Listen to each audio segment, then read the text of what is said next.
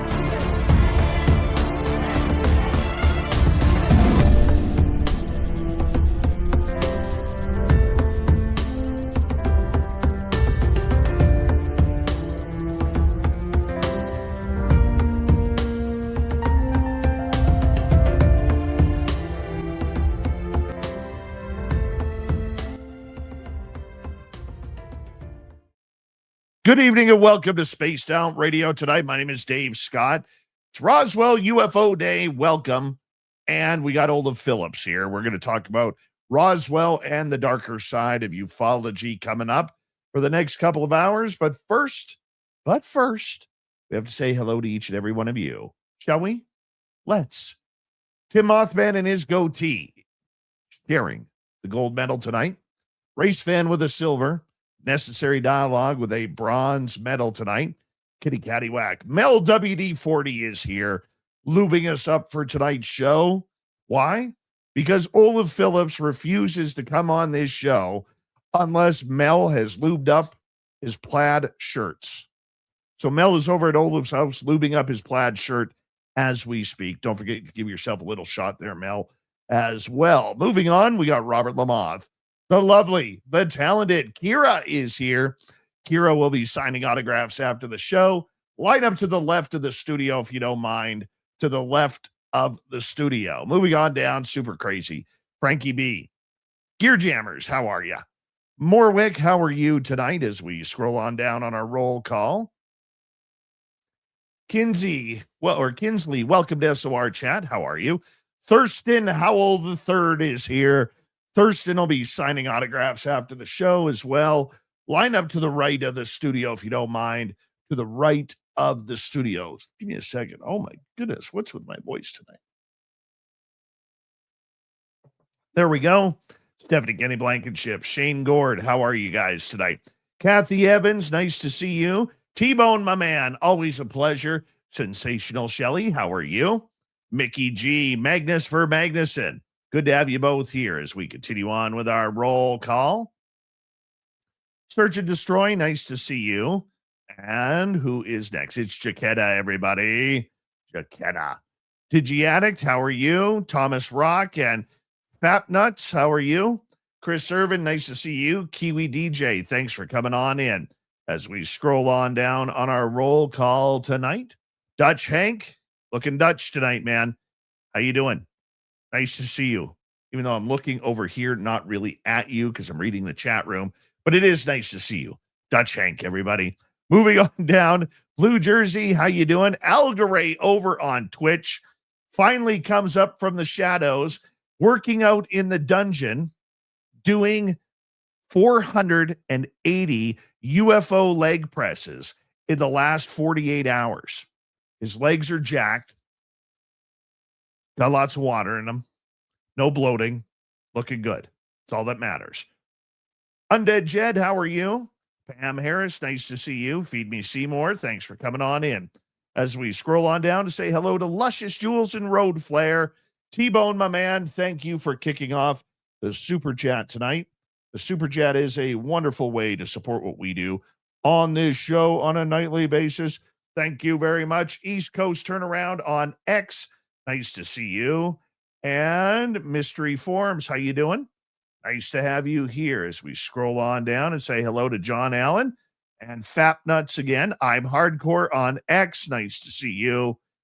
And Digger Dog, thanks for coming on in. J Truth, good to have you here. Oob to Joe's Maine, your hair looks marvelous. Area 55, how you doing? Nice to see you, and thank you for that lovely super chat.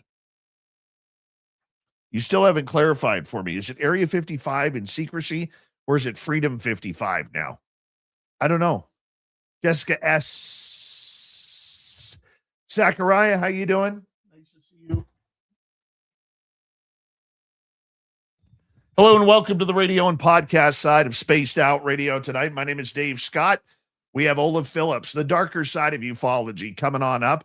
On YouTube right now, we are just doing our roll call. Canna Chef Chris, how you doing? Laura Elizabeth, nice to see you. And where are we here? Rono nice to have you here. And I think we're caught up. Super chat is open. Hi, Vincent. How you doing, buddy? And don't forget, you can shop at our Spaced Out Radio store. We do not have ugly swag, people. No ugly swag. So make sure you check it on out. Throw those horns up, everybody. Let's rock.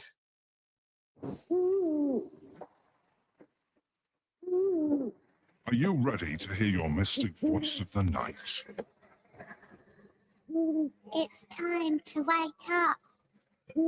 He's here. Shush. Be quiet. He's ready for you to listen. Let's point our ears towards the little cabin windows. We're together.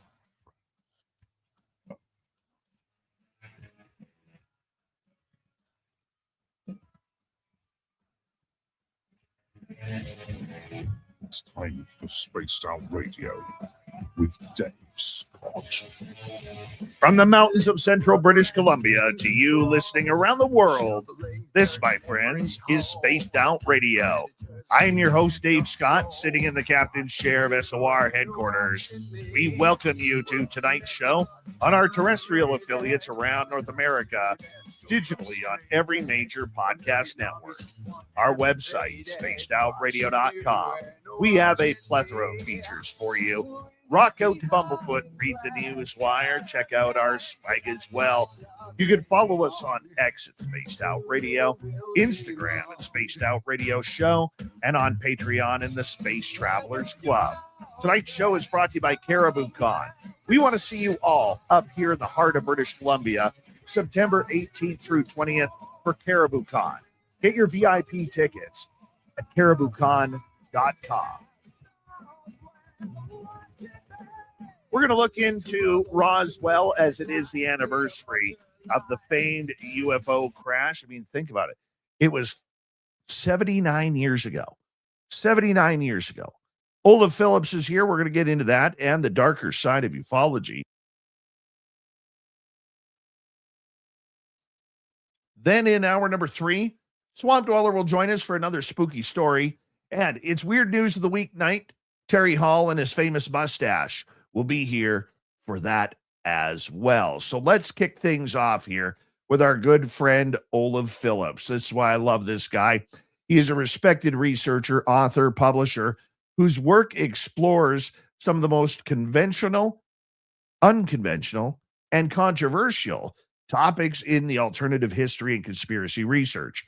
For decades, Olav has investigated secret space program, advanced aerospace technology, UFOs, hidden civilizations, foreign policy, and the intersection of government secrecy emerging with technologies. He is the author of The Secret Space Age and has written extensively for publications, including his own Paranoia Magazine.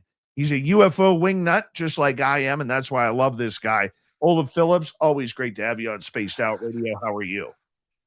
Greetings and salutations. I'm doing all right. How are you? I love the greetings and salutations, my friend. And you know what the worst part about it is? What? 9 times out of 10, it catches me off guard. I know it's coming, but I seem to forget it. And then all of a sudden I hear it. And I'm like, now we can start. Hey, I know you want to do Roswell. When you get to the darker side of ufology, I actually have a very interesting story for you that I just recently got corroborated. So, but it's more of like a metaphysical cryptid thing, but it's super dark and scary. So, Well, let's talk about it. Tell No, us. no. We'll do the Roswell thing first. All right. Let's talk about your love of ufology first for people who may not have heard you before. Now, we had you on a few weeks ago, but with all the UFO hype that's going on and knowing your knowledge and your connections to this story, Right. I felt it was important for our audience to hear from you again. And your love of this subject runs very deep. You are very interested. You're an experiencer. You've seen things that cannot be explained. You are somebody who works in the scientific community as well as the defense community. You kind of have your fingers dabbling all around this subject, Olav. Mhm. Yeah, I mean, I started being interested in it when I was young. I've told the story before, but I saw something when I was about 7, and I couldn't explain it, so I tried to figure it out. And I've spent the last 43 years trying to figure it out. So I just keep trying to figure it out. But it takes you into all kinds of different places trying to figure it out because it's a bit of a conundrum because there's it's I don't want to say like an octopus, that's the Danny Casolero thing, but it's like a hydra, but there's just so many different pathways and you go down so many different rabbit holes, so you start to see other things and understand other things. So it's quite a topic for sure. What do you think the United States government is hiding? You know, I take flack for it, but I really do believe in Lazar. I met Lazar when I was young, and I sat across a desk from him when he told me about this stuff, and he was very compelling. The guy has never changed his story since 1989, right? It's basically the same story. He just tells you the same thing over and over and over, right? And so there's some credibility to me there. I know he takes a lot of flack, but he has a W-2 from DNI. I mean, that's where it begins and ends. He took money and paid taxes on the money, and he did work for the government. So based on what Lazar said, I figure that if UFOs are real, which I believe they are, I believe that they probably have a few aircraft or vehicles. I'll go with vehicles. They have a few vehicles that they've scrounged up here and there, for moon dust operations or whatever. And they're trying to figure out how they work and they're trying to back engineer them. I mean, the speed at there are various algorithms and models on the speed of technological innovation, right? But if you look at where we were in 1940 and where we are today, it's a massive jump. And I know it's a long time, right? It's like 80 years, but you went from vacuum tubes to AIs that can do some pretty scary shit, pretty scary stuff. Sorry, and they did that in 80 years. Like the Mythos LLM from Anthropic is incredibly powerful, and now they're talking about quantum, really utilizing quantum computers. 20 years ago they were talking about quantum computers, but now they're talking about wiring up AIs to them, which makes them exponentially faster. So somewhere in there, the military always talks about dual use technology. They're always after stuff where it's like I can use it for defense, but I can also use it commercially, right? And so this idea that they're always looking for dual use, I think you're seeing the outcome of some of those things.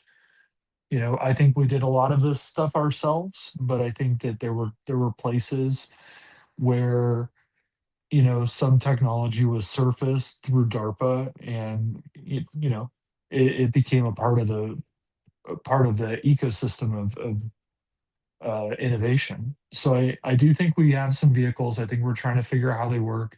I'm not a big fan of, well, this and that alien species is in contact with the government. If they are, I think it's probably out of necessity on our part, right? And I do think they keep a lot of secrets, but I think those secrets are being kept for rational reasons. I don't think they're irrationally kept secrets, but there's a lot to account for. So that's my What are answer. those rational secrets? That's what I want to know. Well, the Brookings study tells you everything you need to know, right? That the U.S. government commissioned the Brookings study to understand the effect of something like disclosure, right, on the world population, not just on the United States. And they had eminent psychologists and anthropologists and biologists, and the thing they came down to is that it's earth shattering. And it's like I always say, it's one thing to know something, but it's another thing to know something, to like have it confirmed. And I think there are a lot of people that are like, well, if UFOs are real, I can deal with it. Can you really? Can you really deal with the fact that there are vehicles coming into the atmosphere that no military on Earth can shoot down and we can't control it? I mean, how impotent does that make the air forces of the world look? And I'm a huge fan of the Air Force. My family, my grandpa was in, my dad was in, my wife was in the Air Force, right? But, if you turn around and the Air Force says, well, there's a bunch of stuff coming in the atmosphere, we can't really do anything about it, you know, it's it makes them look impotent, and that will scare people. And I don't think that everything is blue circle ships with blue chickens on board trying to tell everybody the world's going to be better. If the UFOs were going to make the world a better place, they would have done it by now, right? if they're allowed. Why wouldn't it be? I mean, if I'm a UFO guy and we're going to play the day the earth stood still, and I land on the White House lawn, and I walk up to any president but Trump and say, "Hey, I can give you a cure for cancer," they're going to take it and they're going to run with it, right? I mean, you could also, I like the pop culture analogies because it helps people understand. It could also be like To Serve Man, if you ever seen that episode of The Outer Limits, right? Oh, it's a cookbook, but chances are, if a UFO lands on the White House lawn, the dude's like, "Hey, I got the cure for cancer. I can give you free energy." It's like you're gonna go with that. I mean, your polling numbers would be through the ceiling if you cured cancer, Well, right? let me ask you this, okay? Because there is so much tide and riding on this story. When you hear the politicians talking about all these amazing vehicles, or Lou Elizondo talking Sure. about how there's so much more out there that we need to get to the bottom of this, and yet what do we get? We get the table scraps of man-made objects. What is your thoughts of all this? Well, I think the vast majority of UFOs that people see are human derived, right? When you've got the director of DNI sitting in front of a congressional subcommittee and he says, we've picked up radio transmissions and electronic emanations from these vehicles, we can identify them. It tells you that that's a human derived vehicle, right? And I go back to that MiG 29. Years ago, it was like a intercept of a MiG 29 on patrol out on the frontier, the western edge of Russia. And this guy's trying to catch this object, and he just can't do it. Like he eventually gets to, full afterburners. Like he's pushing those engines on that MiG 29 as far as he can, and he can't catch the thing. And so finally, whatever that object was, makes a hard turn and heads toward NATO, the NATO frontier, which is Western Europe. It's like, if I'm an alien, why am I flying toward NATO? How do, maybe I know what NATO is, but why would I fly toward Western Europe? Right? It's obviously something that's human derived. But I think that's also a good way to cover up what's going on. A wise man once told me that if you're gonna do something secret, right, spooky, then you do it under the flagpole because nobody will see it. So, it's convenient at times they release this information, and we're like, oh, table scraps, that's cool. It validates me and makes me feel better. But I want to point out something, and this needs to be said yet again, right? When you watch these shows and you see these people on television, you can't necessarily trust their motives. Lou Elizondo seems like a great guy, and he's a hell of an interview, and it seems like a great, nice guy, very patriotic dude, served our country with distinction. But he was also in the spook factory. He was DIA. He was a spook, and I will tell you with 100% certainty that when you leave spookdom, they cut you off. They cut you off hard because it's secret stuff, right? Secret squirrel stuff, right? And they cut you off hard, but you never leave it. You're always a part of it because there's stuff in your head that's still classified, and it'll be classified until the day you die, right? Well, Lou Elizondo was a part of that. I mean, he had the frapping Pentagon review his book before he released it because he could not release it without Pentagon approval. So the Pentagon sanitized anything they didn't feel was good about it. Or you look at Travis Taylor. Travis Taylor on Skinwalker Ranch. That guy's spooky too. You look at the To the Stars Academy. I mean, all these guys are CIA or DARPA. Every member of the board of directors for that operation is part of the Alphabet Factory, right? These people that Blind Frog, or not Blind Frog, I love Blind Frog Ranch. No, when you talk about Skinwalker Ranch, right? It's like you've got Travis Taylor out there, and he's going, oh my God, we're getting this, I think it's 1.8 gigahertz signals coming through, and oh my God, it's amazing, and it must be something weird. It's a goddamn Iridium phone. It's either an Iridium phone or Iridium modem. The frequency is well known, right? Every time they do that, that's either, and that may be worse. If it's an Iridium modem, something is watching them and sending telemetry to somebody, and it could be DISA, whatever. But or somebody's picking up an Iridium phone and saying, "Hey," I mean, so we get this sanitized information from people who are connected to the Puzzle Factory and other places that want to feed that information. The same way when they made the A-12, the CIA during the A-12 program was more than happy to try to convince you it was a UFO. They didn't want you to know they had a Mach 3 spy plane that could go coast to coast in 42 minutes, right? They can fly so high that the Soviets couldn't shoot it down. So you have to be careful. You have to think. We have to use our minds to try to understand what we're seeing and to look for the pattern. I fully agree with you on that, Olav. But, at some point, we all say this because it's easy for us to say the dam has to break on whether or not we are alone in this universe. And with 7 minutes to go, Olav Phillips is our guest tonight on Spaced Out Radio. Is now the time to break that dam with people? The world is becoming such a weird place the last 10 years.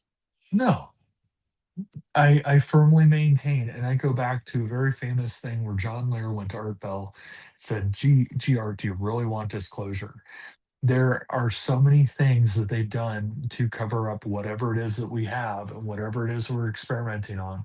And me, I'm all for national security. Like if it's national security, I get it. If it's munitions, I get it.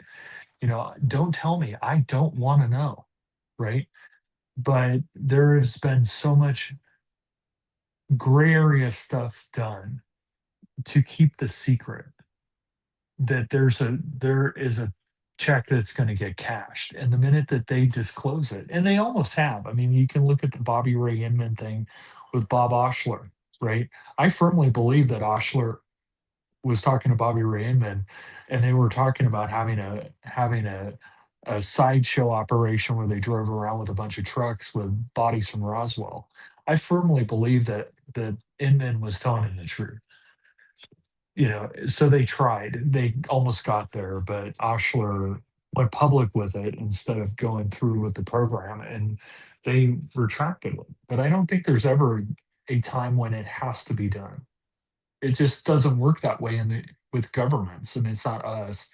It's every government. They're on their own time scale. How you feel about it doesn't matter. They do it according to their own plans, and when they feel that it serves them best. And I don't think there's ever a time when it has to happen. It just isn't true. Well, I mean, there is some level of fear, and I want to get back to another topic that you mentioned a little bit earlier. People act very, very strongly that they could handle disclosure. I don't even think half the people in ufology could handle it. I don't even know if I could handle it if it came out that we were not alone. Yeah, and I'm somebody who's been abducted, and I'm very open about that. I just don't understand where this bravery comes from. Is it naivety or is it bravery? It's not. I think it's a combination of both. I think that it's naivete that what they think is happening is what's happening, and I think it's bravery that fake it till you make it. But you have to understand is that with something like disclosure, if it were to ever happen, which I firmly believe it won't, I think they're perfectly content to have congressional meetings sometimes, and then those people rotate out because of term limits, and then they move on, right? But the deep dark stuff, I don't think will ever come out. And I, knowing what I know, seeing what I've seen, I firmly believe that whatever we think it is not necessarily what it is. And so you have to ask yourself, what is actually happening? Some people think, circle ships with blue chickens coming to save the human race is a real thing. I firmly do not believe it, but some people do. And I respect that. Feel free to believe it. That's your worldview. But I think that the naivete is that they believe that whatever is really happening, and if disclosure, it's honest disclosure, there are going to be a lot of people who are like, oh crap, that's not what I thought it was.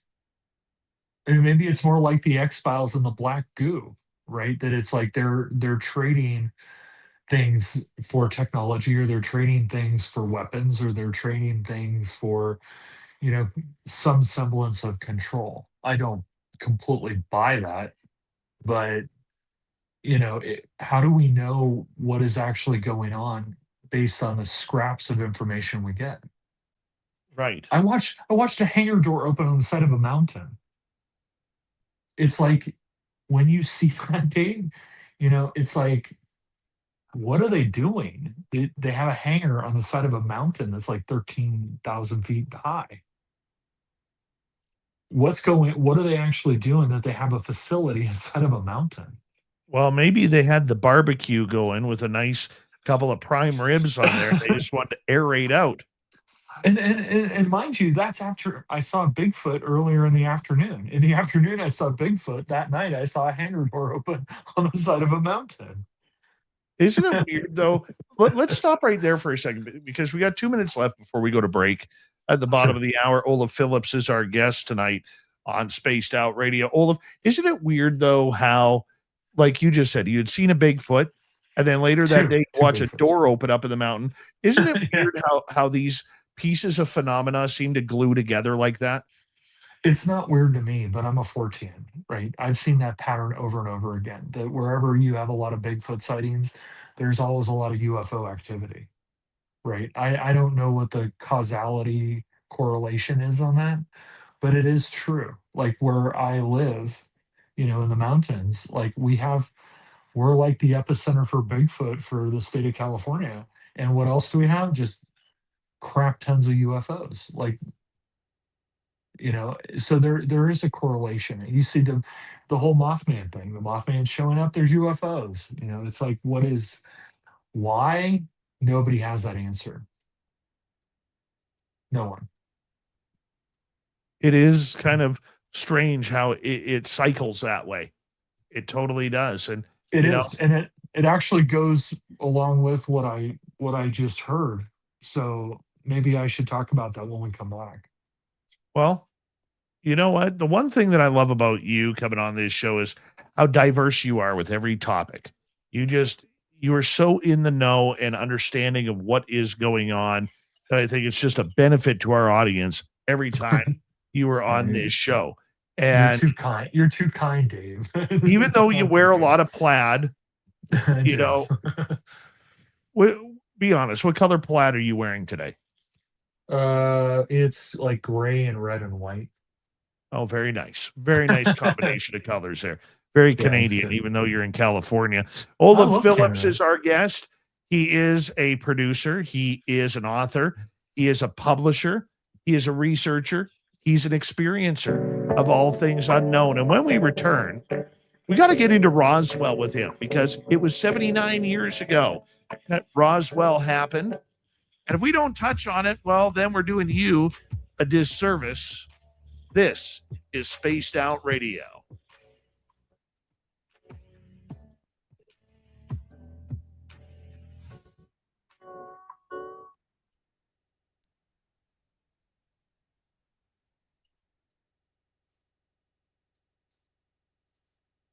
All right, buddy, we're clear. All right.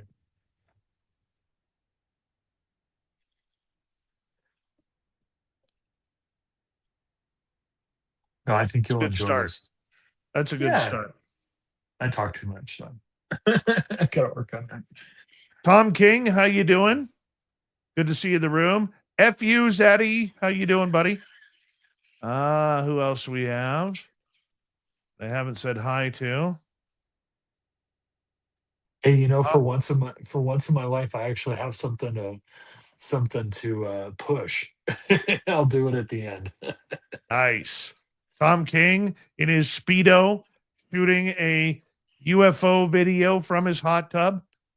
Love That's it. what I haven't done. Look I at need to Dutch shoot Hank here with a nice super chat. That's a good one. Shooting a video from your hot tub of UFOs. I have not done that. I need to do that. I need a I hot don't even tub. have a hot tub. Oh, I want to get one so bad. And we have UFOs all the time, so it'd be easy for me to shoot one. That's Tom King. Tom King in his spare time builds himself R2D2 robots. You don't want to know what I do with my spare time. You and Tom, I will be honest with you, Olav. You and Tom King would have one hell of a great conversation. And that is a conversation I'd like to actually sit and listen to. So bring him on the damn show. We'll do it. Well, we'll do it one night. I won't understand a fucking word you guys are saying, but I know it's going to be good. I'm fearless about that shit. Go for it. I always tell you, and you've already got one swear word in the bank tonight. I know. I'm sorry about that. I forget you're on terrestrial radio. Man, sorry. I corrected it though. So if the FCC were correcting it though, you might as well just run through it because I still got to edit it out. True. I'll just run through. The Michael Leger is in the chat room. Everybody, the Michael Leger.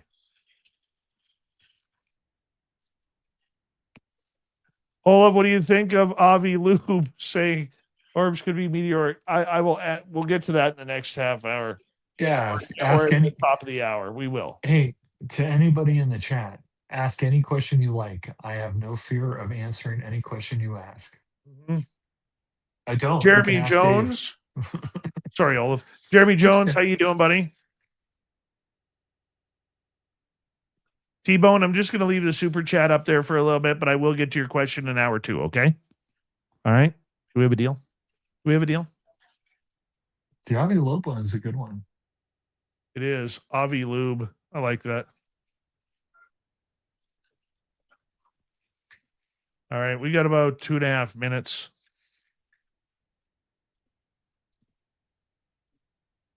You're like a Steve Miller song. Time keeps on ticking. Into the future. That's right.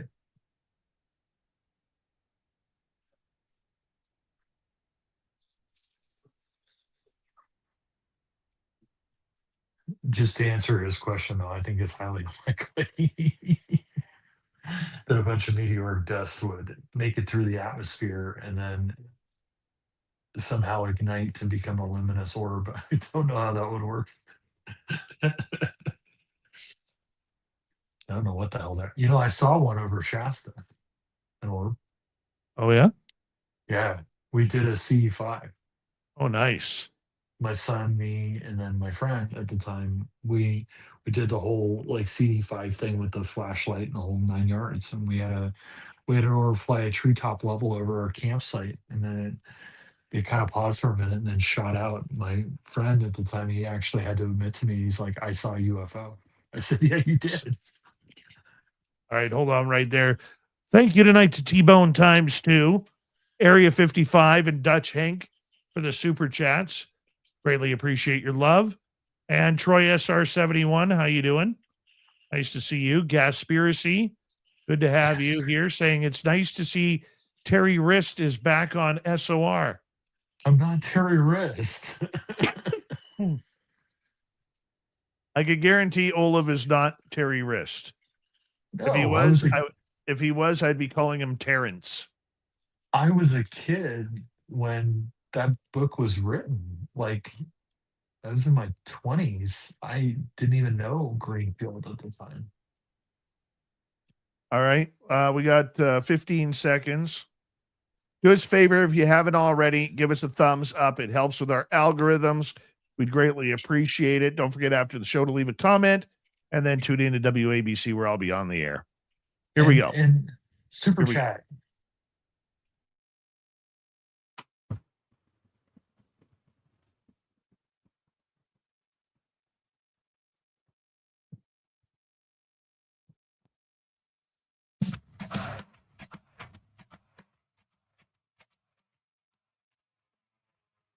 Here we go with the second half hour of Spaced Out Radio tonight. My name is Dave Scott. Olav Phillips is our guest tonight, and we are going to get into Roswell coming up here momentarily. But first, we want to remind all of you that if you've missed portions of this show or others, check out our free archives on YouTube or any major podcast network. Our website, spacedoutradio.com. We have a plethora of features for you. Rock out to Bumblefoot, read the news wire, check out our swag as well. Follow us on X at Spaced Out Radio, Instagram at Spaced Out Radio Show, and on Patreon in the Space Travelers Club. Olav Phillips is literally everything. He is a scientist. He works in the defense contracting industry. He is a radio and podcast host. He's an author. He's a researcher. He's a producer. He's done everything. I've even heard rumor, I should say, that he makes a very nice, light and fluffy apple pie. He does. I do. I bet you do. Olav Phillips, welcome back. Thank you. Thank you for having me on. I just want to say it yet again. I love Spaced Out Radio, and you have the best audience in the universe. So well, speaking of our audience, and thank you for those kind words. Speaking of our audience, we have a little bit of breaking news from our audience. Okay. And for people on the radio side who don't know, that we actually have a chat room on our YouTube side that many people listen to when we are live. You're always more than welcome to come join us. YouTube.com/Spaced Out Radio. And the breaking news is this: Jaquetta found her Doritos. Jaquetta found her Doritos, everybody. We can all breathe a sigh of relief as Jaquetta has found her Doritos and can now officially continue listening to the show. But were they Cool Ranch Doritos? Well, I don't think it matters at this time. Or Okay. it means more so that we know Jaquetta has found her Doritos. Thank God. So Olav, what were you doing 79 years ago tonight? I was not in existence. I'm old, but I'm not that old. I should talk. I think I'm older than you. But Roswell. Yeah. 1947. On this date, 2 UFOs collide. One crashes in San Augustine, the other one in Corona, which becomes the Roswell incident. I know you know a lot about this story. Give us the brief synopsis. Well, basically, there was, if I recall, there was a thunder and lightning storm, and apparently these two vehicles collided and crashed in two different locations. The second St. Augustine one was fairly not known until more recently. But the guy who was Mac Brazel, who was a farmer out where it crashed, he went out there to take a look because he knew something had happened, and there's a debris field in a vehicle, and he did what anybody in 1947 would do. He called the Army Air Corps, which is the Air Force, and the base that was local was Roswell of 509, which is still, I believe, still in existence, but at that time was the only nuclear equipped bombing squadron in the world, and they were the ones that dropped the bombs in Japan. They were the creme de la creme, and so they sent out the Marcel, who was the base intelligence officer, and he went and took a look, and then he sent a message back to Washington about it, or to the Pentagon about it, and then they descended and cleaned it up and took it away and made it disappear. But in the meantime, I think the press guy actually called the local newspaper and told them the UFO had crashed, a flying saucer, and it just went from there. But at this point, 79 years later, it's just such a confused mess that it's hard to tell what actually happened. Do you believe that a UFO crashed there? I Or do as Michael actually. Shermer and others believe, it was some sort of Russian satellite? I do, and the reason being is because of the people that on the military side that were responding to this. The only nuclear equipped bomber squadron in the world, their intelligence officer is so inept that he can't tell a flying saucer looking vehicle from a radar target, right? And you have all these people that are the best of the best at that time, and they're saying that it's a flying saucer, and some of the people that picked up debris are talking. I mean, Jesse Marcel Jr. I mean, he was like I believe he was a one-star general in the Air Force. Like, he was a flight surgeon. I mean, I think he's pretty well equipped to understand, as a doctor, to understand science, and he knows what he saw, right? So I find it highly unlikely that it was something conventional. But at the same time, Shermer and those guys, you might as well call it Skeptics Incorporated. Like, that's how they make their money. It's like cutting it down. At least have an open mind. I'm not saying, believe everything, but at least come at it with an open mind. I don't I would really have to talk to Shermer to understand how he can rationalize that a bunch of military guys, the only military guys on the earth with a bunch of nuclear weapons, can't identify a Russian satellite, right? I mean, it could be a top secret aircraft. I mean, there's a whole Very Avro thing. true. You're Canadian, right? I am. There's a whole Avro thing, right? It could have been a top secret aircraft. I can believe that. But I know based on the people I've known in the military, from the bottom to the top, that it's not a situation where, when you're dealing with the people you're dealing with, right, that they're going to misidentify stuff, because they went public with it because they were unconcerned by it. That they were like, oh, well, this is what it is. I mean, the most pragmatic people I've ever met, including my father, my grandfather, and my wife, are some of the most pragmatic people I've ever met. And they were in the Air Force, and they were in the military. Everybody I've ever known who was in the military, who achieved anything, any kind of decent rank or specialization, very pragmatic people. Like, if they tell you that they saw something, that's what they saw. They don't really sugarcoat it, or they don't really, they might misidentify it because they're human, but they're not apt to fantastical thinking. They're generally pretty literal. I've only known a handful of people who were in the military who did interesting things, who were not exceedingly pragmatic, and who were on a bit of the fantastical side. But in general, no, I believe what they said. The rest of them, the Frankie Rose of the world, and everybody else, meh, whatever. But the initial stuff that happened, I think that Marcel reported what he saw.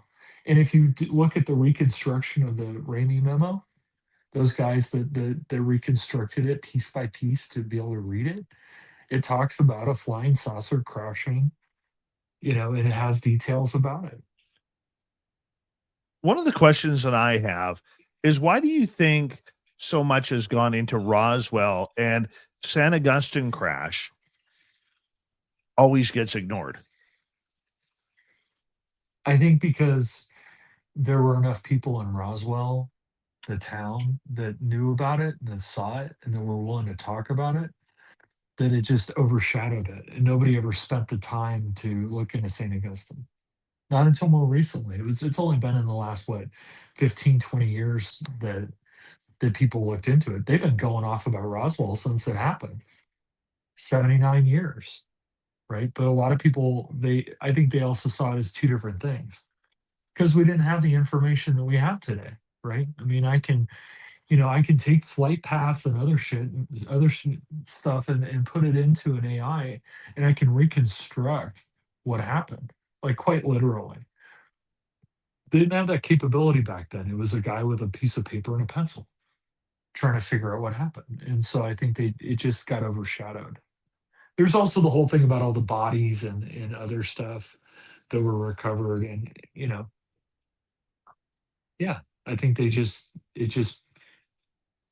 after Don Berliner and them that wrote the books about it, I think everybody just went crazy with it. Lou Elizondo once told me about Roswell. You don't bring a triaxle trailer towed by a semi truck for a weather balloon. You don't bring out a platoon of soldiers to cordon off an area for a weather balloon. No, you don't. And that's the thing, I think, is as people who are interested in ufology and 14 stuff in general, I think that's what you need to pay attention to. It's not the crash itself. It's the actions that happen around it. It's like Kecksburg, right? Something crashed there. We have a lot of different descriptions. Maybe it was the bell or who knows. But you don't bring a semi and put something over a tarp on the back of that semi and truck it out of the forest if nothing happened. Maybe it's a satellite, but I can guarantee you that any satellite that's ever been made by humanity, if it hits the ground at the speed, the terminal velocity that it's going to be traveling, there's not going to be much of it left. Not enough to put on a semi trailer, tractor trailer that people can identify. And that's true of Roswell. That's true of Kecksburg. That's true of every other crash retrieval. Yeah, you have to look at what happens. What's the reaction to it? And Roswell is particularly weird, but so is Shag Harbor. Look at the reaction to Shag Harbor. A bunch of planes magically crash. The people who dealt with it magically die. Everything magically disappears. The same thing with the giants. Like they find giants, the Smithsonian rolls in. It's all documented in the newspapers. Smithsonian rolls in, they identify it as this or that, and then it vanishes. And then the Smithsonian, you call them every time you call them. Oh yeah, we picked it up in 1920 or 1950 or whatever, but we can't find it now. Okay, what do they pay you to do? They pay you to keep track of stuff. You got to look at the reaction, not necessarily the event. The reaction proves what the event was. Olav Phillips is our guest tonight on Spaced Out Radio. It was alleged that the craft from Roswell was originally flown into Wright-Patterson Air Force Base, further transferred to Area 51, and then allegedly back to Wright-Patterson, and then back to Area 51.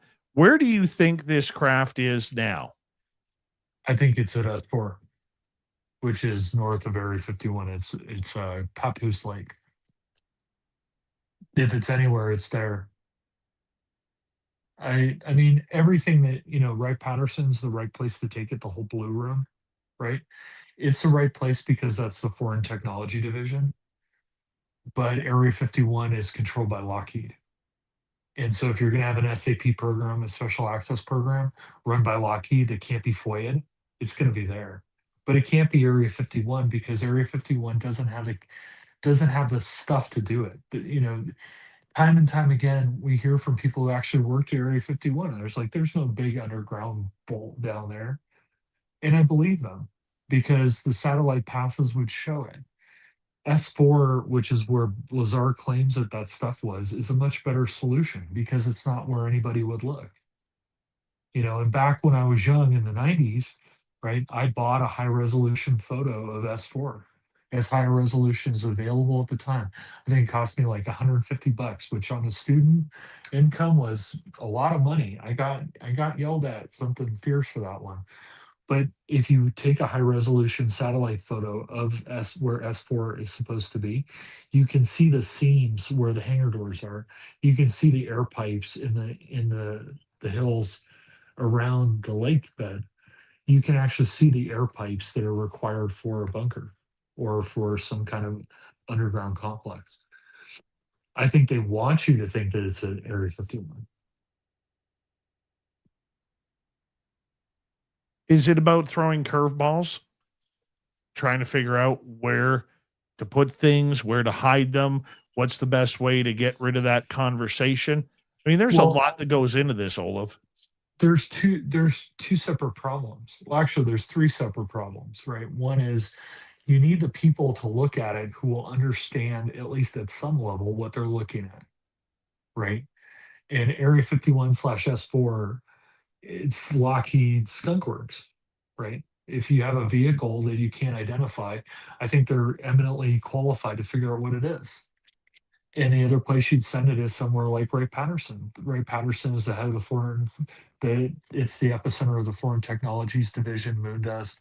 That's all at Ray Patterson. Like, it's a super spooky place where they test things and they take things apart. In fact, there's a great museum there where, and the public can go. I haven't gone yet, but I want to. But it's a lot of crap that the Foreign Technology Division picked up, and they took it there to analyze it.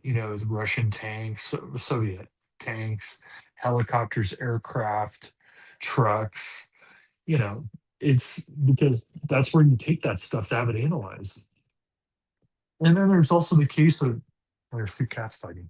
There's also this case that happened back in the 90s where somebody released 3D models of basically a gray alien with their brain and their eyes and all that stuff. It's all 3D models, right? And it's tagged as the foreign FTD, Foreign Technology Division. But then you have the problem of controlling access, right? If you want to put it somewhere where even the Air Force can't get to it, well, that's going to be somewhere Lockheed most likely thinks is a good spot. Wherever that is, maybe it is in Area 51 at all. Maybe it's in Palmdale. Who knows? But and then the third thing is you've got to have a place where you can hold something that big.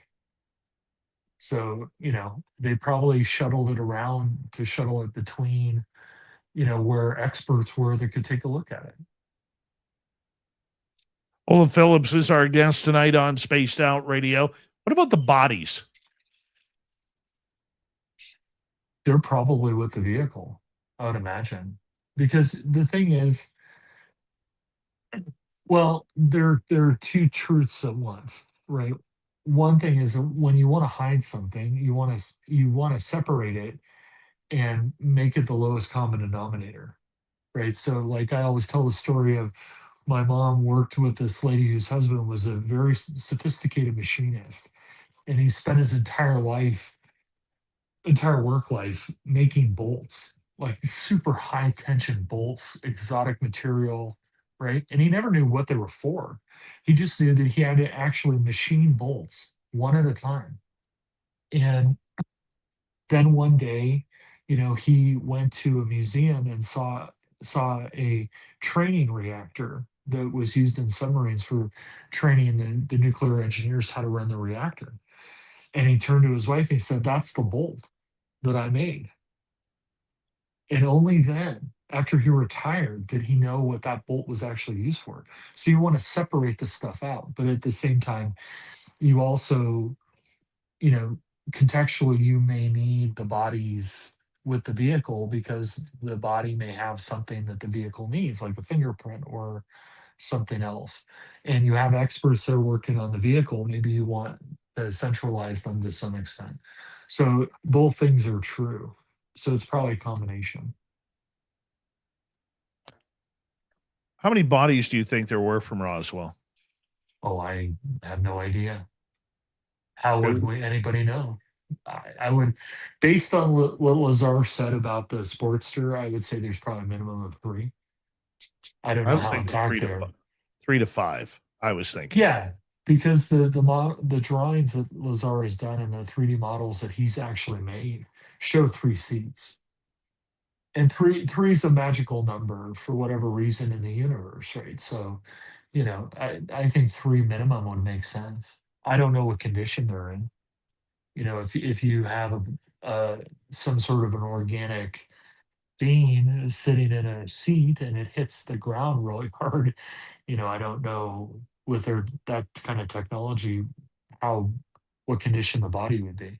But Do you think then, just out of curiosity, that and maybe you have sources that would know. Do you think any of them survived? well, I mean, I used to talk to Bill Newhouse back in the day. He was convinced that one of them survived because he apparently worked with the thing, and it like strawberry ice cream and stuff. I mean, I don't know. I don't know for sure. I mean, there's stories that there were two survivors. One died, and the other one lived in captivity, effectively. Do you think then that with that, how can I put this? One sec. Sure. I heard an interesting story, Okay. and I don't know how true it is, but it is a story from a source that I believe, Okay. and I could be played. I'm just going to tell you that right now. I could be played. Dude, anybody can be played. Absolutely. But Absolutely. the story that I heard was that there were survivors, and eventually, once the scientists were done with them, they offed them. And then That after they offed them, allegedly there was a phone call coming from elsewhere. They didn't recognize the zip code or the area code. And basically the communication was, we are coming to get our brothers and sisters, and we'd like them back. And apparently they said, well, they're not really alive. We didn't know what they were, so we did what humans do, and we Awesome. yeah, we got, we weren't very kind to them. And lo and behold, they said, well, we want them back. They said, well, they're not really here, and it kind of upset this whole alien race. Now, I don't know how true that is. I don't know. That's a story from somebody I know on the inside told me. Now, whether or not that's true, that could be leading to why we are going through what we are going through right now, Olav. Well, I think there's an important thing to point out before I give you a response. The first thing is that whoever told you that may be the truth that they know. That doesn't mean that that's the truth that exists. That means that that's what they were told. And sometimes you do things like that to track leaks, right? That you send misinformation out there because then you can see where it pops up, and you say, oh, we told 27 people that story. Hey, look, it's on Spaced Out Radio. And they have tools that can chart who you know. So it's like, okay, well, who does Dave know? Because he talked about that story. So that's one thing. And going with that, it's common that there will be disinformation that's fed to the people that work on things like this, not just for tracking, but just to confuse them, because you don't want them to see the bigger picture, right? As far as the story, I mean, it rationally makes sense that if there were survivors, they probably try to communicate with them, interrogate them, whatever. And if that didn't work, well, you're gonna off at least one of them because you want to take them apart.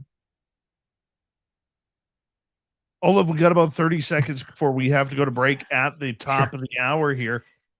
Roswell seems to be the grand poobah of the whole disclosure movement. It's funny because nobody in UFOlogy, and there is a difference between ufology, so I bite my tongue, and UFOlogy. Nobody in UFOlogy seems to know that there were UFO crashes and experiences between Roswell and the 2004 Nimitz incident, but there were. And well, I mean, Valley charted them in messengers of deception back to the Middle Ages. I mean, very true. The Japanese have stories, medieval Japan. So, well, what I want to get into the next hour with you before we get to audience questions and the darker side of ufology and disclosure, I want to get into how the history changes through time. Okay, I'll try. I'll do my best. Is Spaced Out Radio with host Dave Scott.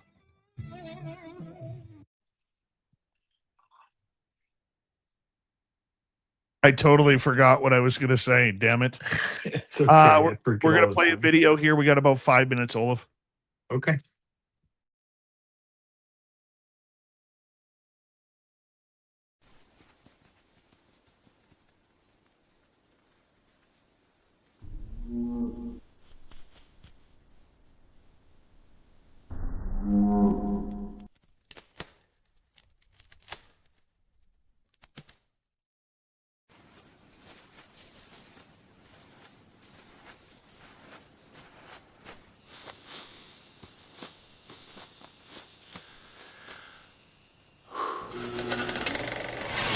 Our merch is Bigfoot approved.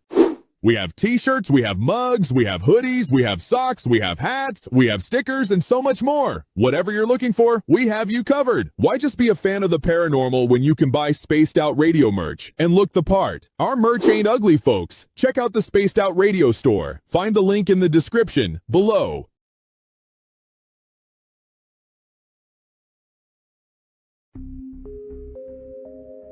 Lurking within the forested region of the 108-mile ranch, where the worlds of the normal and paranormal collide. CaribouCon is waiting for you, bringing together a panel of renowned experts in the paranormal, cryptid research, and UFO phenomena fields. Get ready for a spine-tingling weekend in the heart of British Columbia. Enjoy fascinating discussions, presentations, tours of local haunted areas, and skywatching. Learn from investigators, authors, and enthusiasts who explore everything from ghost hunting techniques to sightings of Sasquatch and beyond. Whether you're a seasoned paranormal researcher or just love a good spooky story, this is your chance to connect with fellow enthusiasts in one of BC's most mysterious areas. Tickets are on sale now. Grab yours before they're gone. Visit cariboucon.com for details, tickets, and updates. Are you ready to dive into the weird and wonderful world of cryptids, cartoons, and chaos? Meet Dirty Filth, Spaced Out Radio's resident cartoonist and master of the mysterious. Every Saturday at 2 p.m. Pacific, join him live on the Spaced Out Radio YouTube channel for Cryptid Cartoons with Dirty Filth, a hilarious hour where he sketches bizarre beasts, shares mind-bending stories, and battles his mischievous cats. Whether you're a UFO enthusiast, paranormal fan, or just love quirky art, Dirty Filth filters the universe through his unique lens, creating cartoons that capture the strange, dark, and supernatural. Follow Dirty Filth on X at Filth1 or Facebook at Dear Filth for more filthy fun. Find his link in the description below.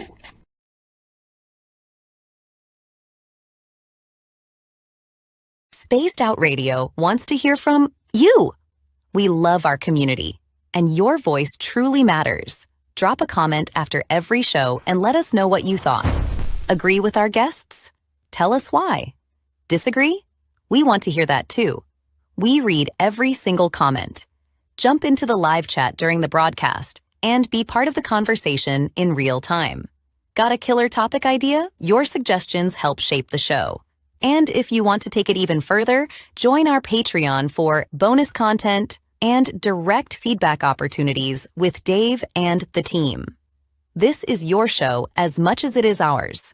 Whether you're a longtime listener or brand new, we want your thoughts, your questions, and your ideas.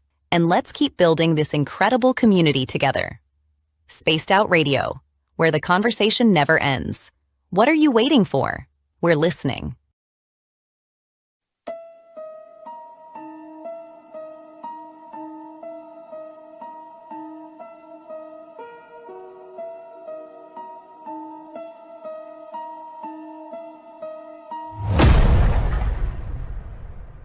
With 5 explorable Gold Rush-era buildings said to be home to spirits of a time forgotten, The 108-mile heritage site in the heart of BC's Caribou region offers a unique opportunity for thrill seekers and history buffs.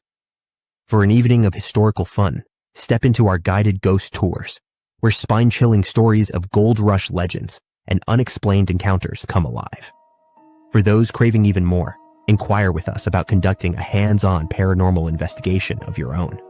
And if you're truly brave, book our haunted sleepovers. Spend the night at our B&B inside the McNeil House to truly experience this historical landmark and its ghostly secrets firsthand. For booking or inquiries, go to haunted108.com.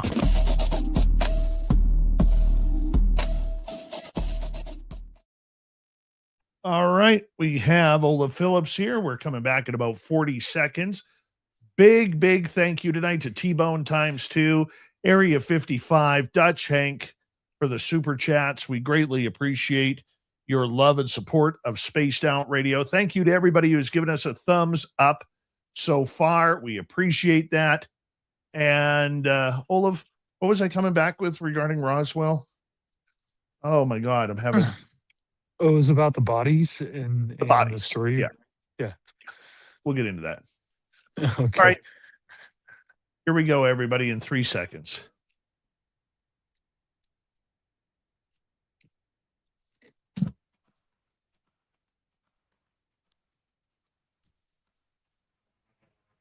Hour number 2 of Spaced Out Radio is now underway. My name is Dave Scott.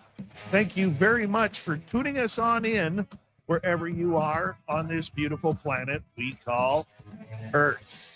Hello to everyone listening in on our terrestrial affiliates around North America, digitally on every major podcast network. Our website, spacedoutradio.com. We have a plethora of features for you. Rock out to Bumblefoot, read the news wire, check out our swag as well. You can follow us on X at Spaced Out Radio, Instagram at Spaced Out Radio Show, and on Patreon in the Space Travelers Club. The Desert Clam has set the password for tonight in the SOR Space Travelers Club, Saltativeness. Saltativeness is your password.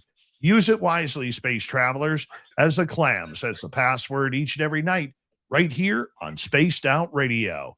We continue on with author, researcher, publisher. He's a producer. He does absolutely everything in the UFO world. We love having him here. Olav Phillips, welcome back. Thanks. Happy to be here. We were talking right before the break about Roswell, the bodies, where they could be hiding, and everything of the sorts. When you look at this case, okay, and you look at UFOlogy now, where their Roswell was the 2004 USS Nimitz incident near Catalina Island. Okay. And there seems to be a large gap between that and Roswell being the granddaddy of them all. When we look at this, do we need the answers to Roswell to be able to move forward on this topic?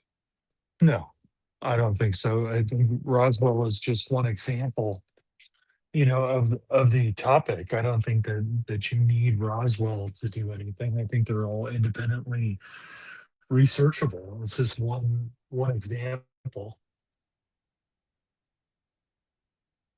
Did we lose you? I think we lost you for a second. Can you hear me? Yes, we got you. Okay. Yeah, so I don't think you need Roswell to make sense of the rest of it. I think that they're all independent things. I think that you can use any one of them. Right? It's not Then Go ahead. Why the pressure on Roswell then? Because it's famous. It's well known. It's a story that everybody's heard. But I don't think it's the solution. I don't think it's the beginning and the end. It just is. It's not required.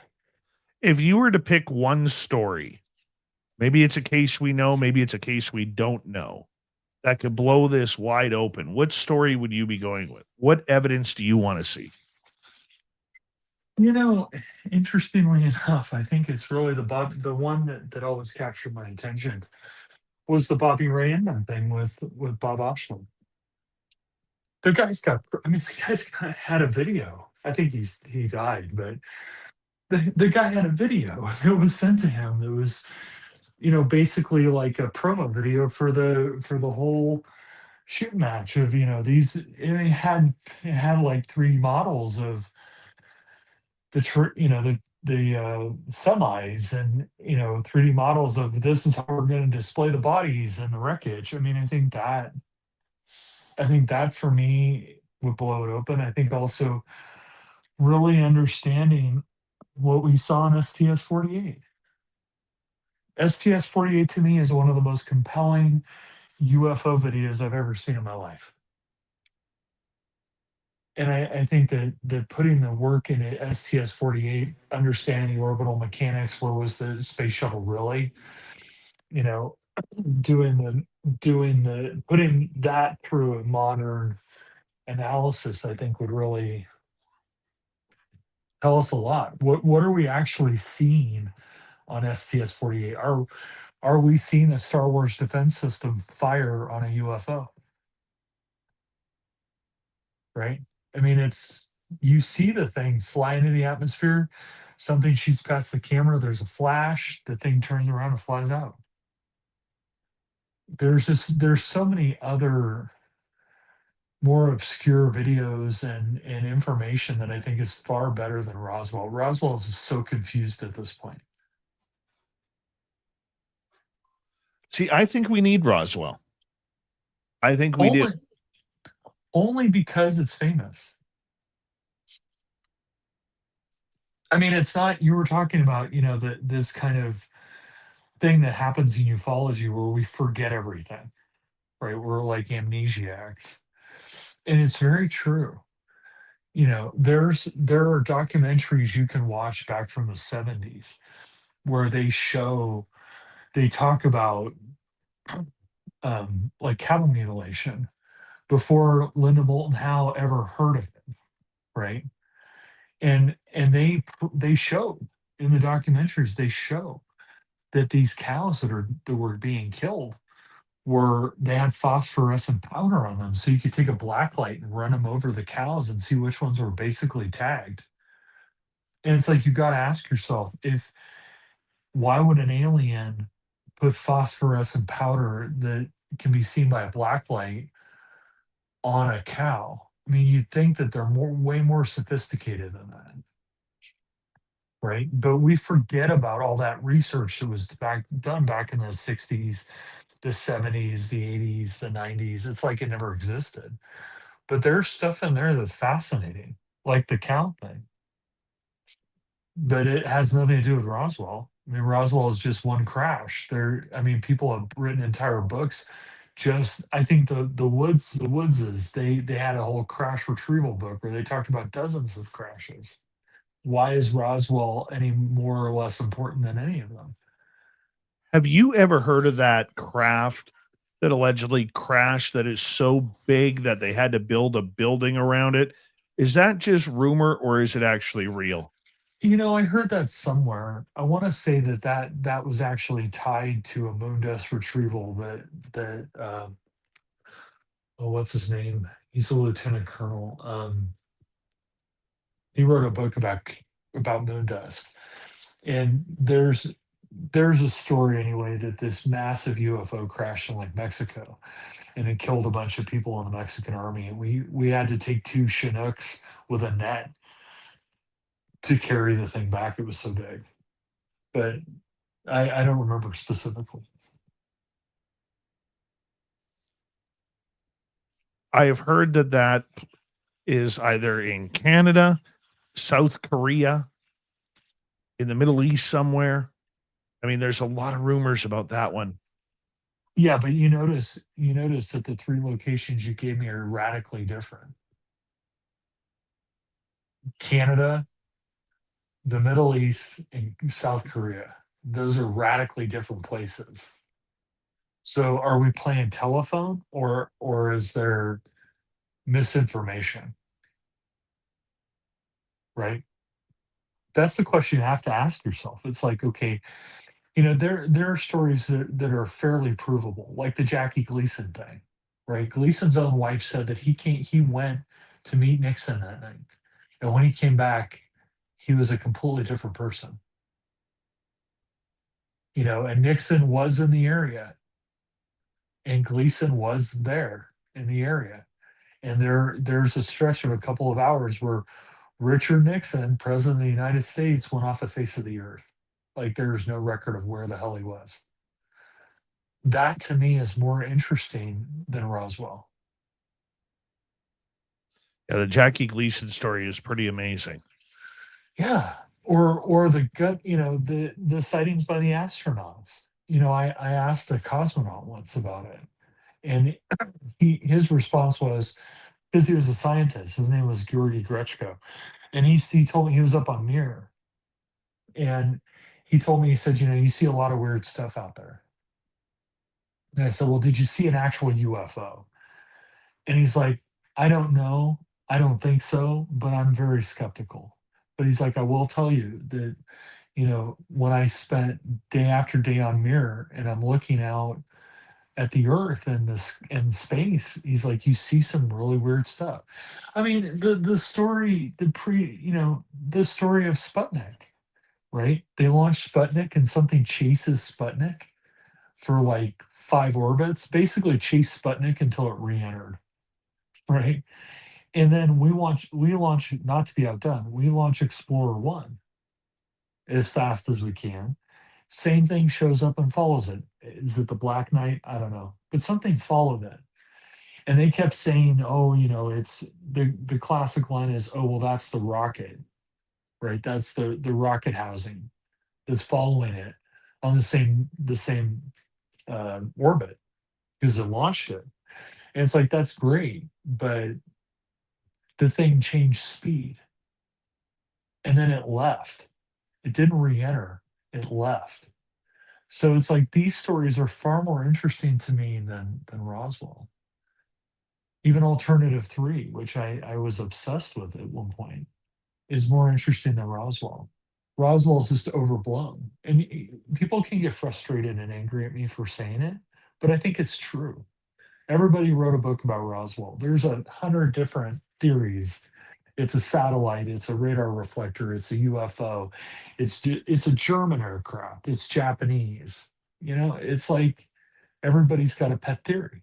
But there are these other things like STS-48. You can watch the damn video. Tell me what you see when you watch that video. Right? I talked to one former NASA scientist one day. We got into the Black Knight, and he said the Black Knight was real. Yeah. He told me a story that blew my mind. That one time, I believe it was Columbia, before Columbia had its disaster. Right. They had Columbia on a trajectory where they were going to take the Canadarm and try and pick it up. And the Black Knight moved out of its trajectory. And then it took off.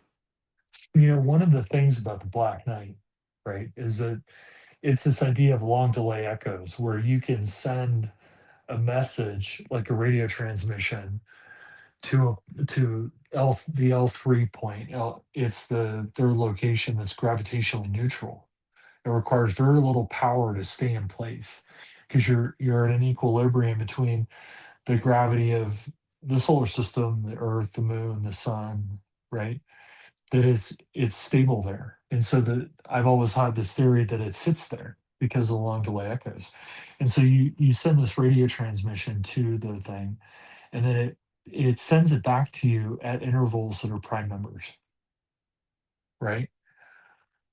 But that story doesn't start in the 50s. That story starts way back at the very dawn of radio communication, that they were sending radio transmissions just because they could into the sky. And they noticed that in this one spot, which happens to be L3, every time they sent stuff out there, right, that it came back. And there's a guy named Duncan Lunan who wrote a book about that that whole thing. Now he goes back and says that he got a bunch of stuff wrong in that book, right? And he felt that there was a pattern that made it seem like there was a probe from Epsilon Boötes or whatever. But the truth of it is that what he said is true. That at the very dawn of radio, they were sending transmissions this thing, and it was sending it back in prime number separations before they even knew what prime numbers were. So it's been up there a long time. But I have no doubt. I have no doubt that they tried to do something. I'm sure they tried multiple times. They know it's there. They do. They definitely know it's new. I'll give you. Go ahead. I'll give you a better one. So there's the whole thing about Apollo 20. We've actually talked about Apollo 20 on the show, right? And so when they're in the LEM and they're trying to land, they do a pass. And when they do the pass, the guy Rutledge has the camera up against the window in the LEM, and he's filming going over the surface of the moon. And when he does that, there's this huge ass UFO it's like a cylindrical UFO, right? It looks like Mayan markings on it, but it's very pitted and scarred.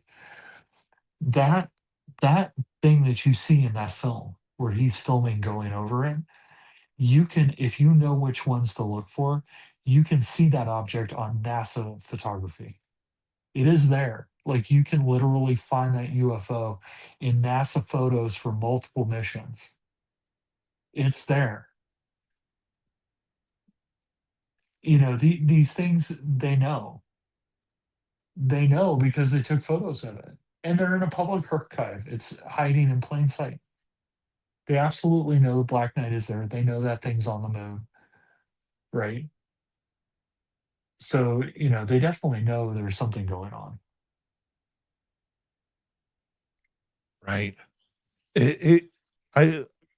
NASA has been allegedly trying to figure out where that satellite came from for years, whether it was broken off from some mothership or whatever, but they do know that it still has some sort of signal going out from it, even though they'll Absolutely. never talk about it. Absolutely. And it comes in visits. Like every time you put something decent sized up there, it'll show up. Whether it's Sputnik or Explorer 1, whether it's the Skylab, or it's the I forget the name of it, the Russian or the Soviet battle stations, the Almaz. There were like 7 of them. Every time we put something decent up there, it comes and takes a look, and then it goes back. I wrote a whole chapter in one of Beckley's books about ancient and secret weapons, about what I think it is. But it's definitely there, and they definitely know, and they've known for decades. Let's get to the darker side of ufology here with the disclosure movement that's going on. And there's all these words going on right now that a speech has been written, and Anna Paulina Luna coming out saying Trump is going to say something. He's going to talk about this. People are going to have their minds blown. What do you think that's about? Self-serving, self-aggrandizement. I mean, look, they've been saying this every time. It was W was going to do it, right? And then, Clinton was going to do it. W was going to do it. Obama was going to do it. Trump 1 was going to do it. I don't remember it so much for Biden. Now it's Trump 2 is going to do it. Like they always trick this around. And it's like, you've got some of the all-stars, I wrote messages to Leon Panetta. You know what? If you go look at those emails that the all-stars sent, whether they're public relations people or former doctors, I guess a former doctor, but a non-practicing doctor, you look at these emails and it's like, we should really meet. And the response is 0, right? It's it just feeds the disclosure mill. It's how these people make money. I don't really make money off this stuff. I do this because I enjoy it.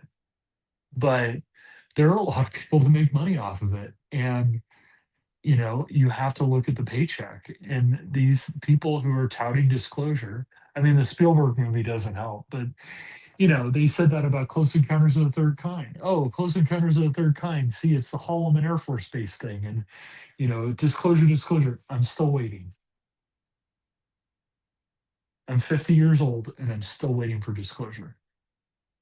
Where is it? Who knows where it is, man? It's nowhere. What? Okay. Is there a speech? Sure. Somebody wrote a speech. Okay. Where is it? Is it okay, Olav? Let's get ugly here for a second. Do it.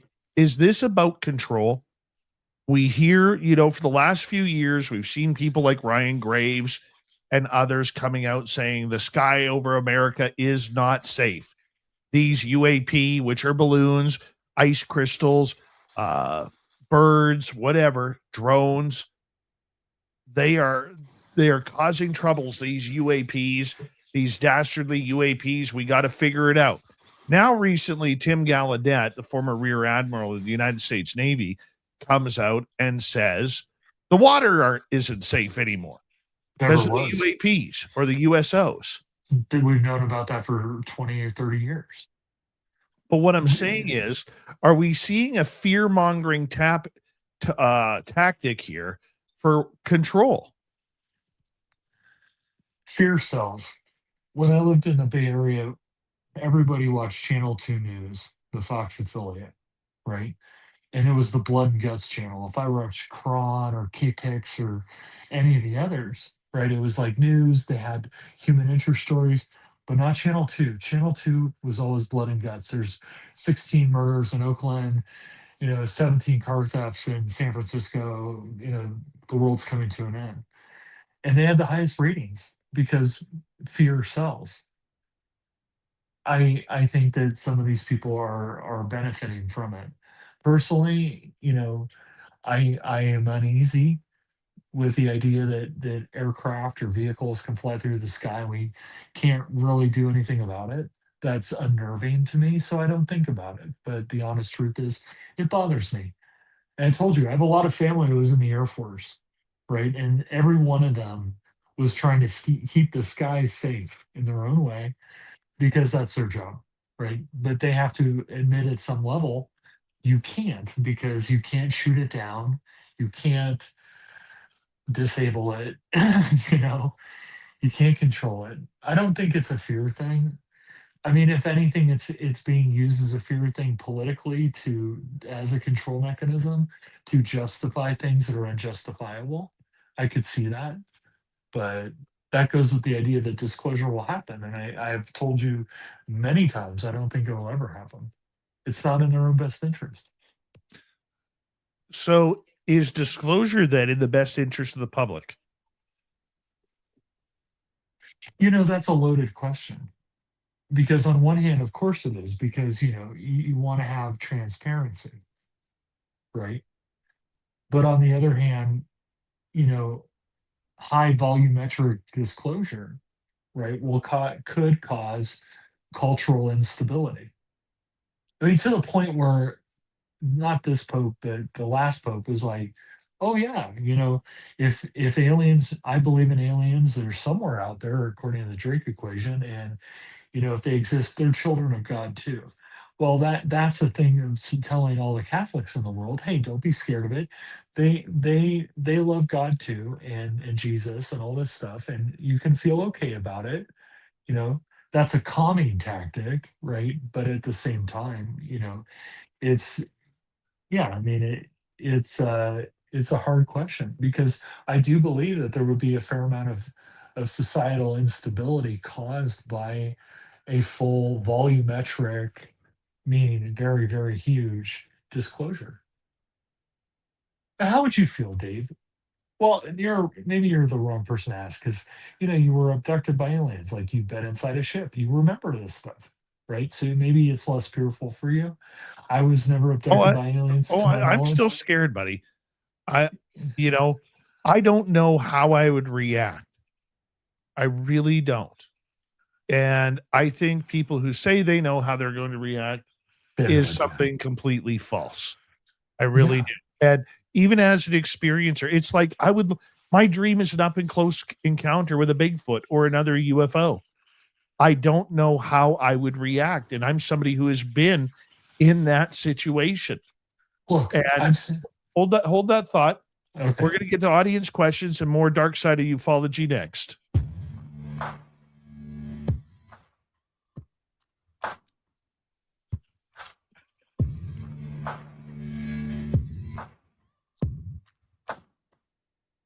You're listening to Spaced Out Radio with your host, Dave Scott.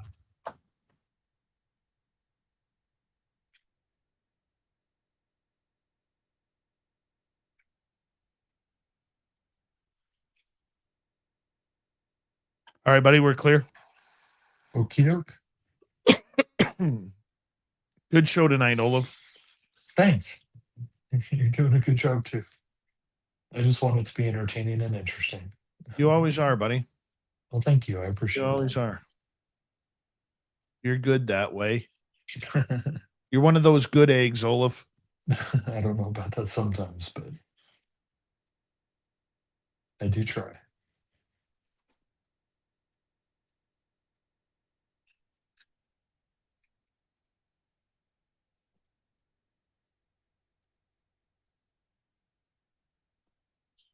Aggravated, how you doing?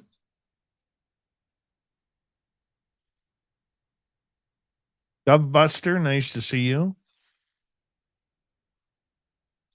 Charlene Skywalker. Mike does.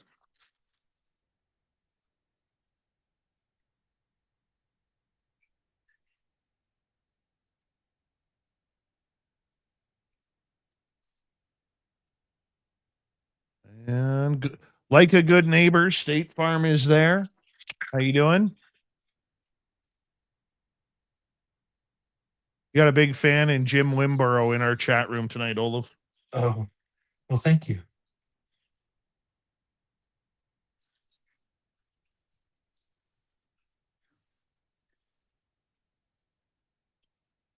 Super crazy, how you doing?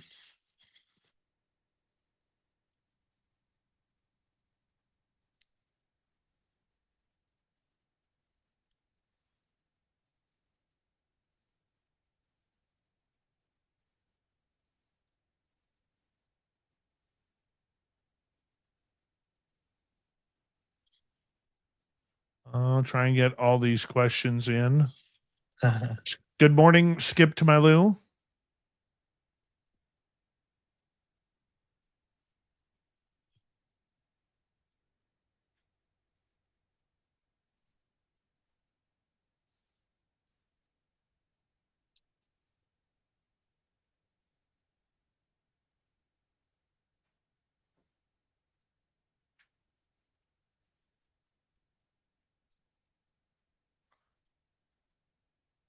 Are you going to restart your show soon, Olav?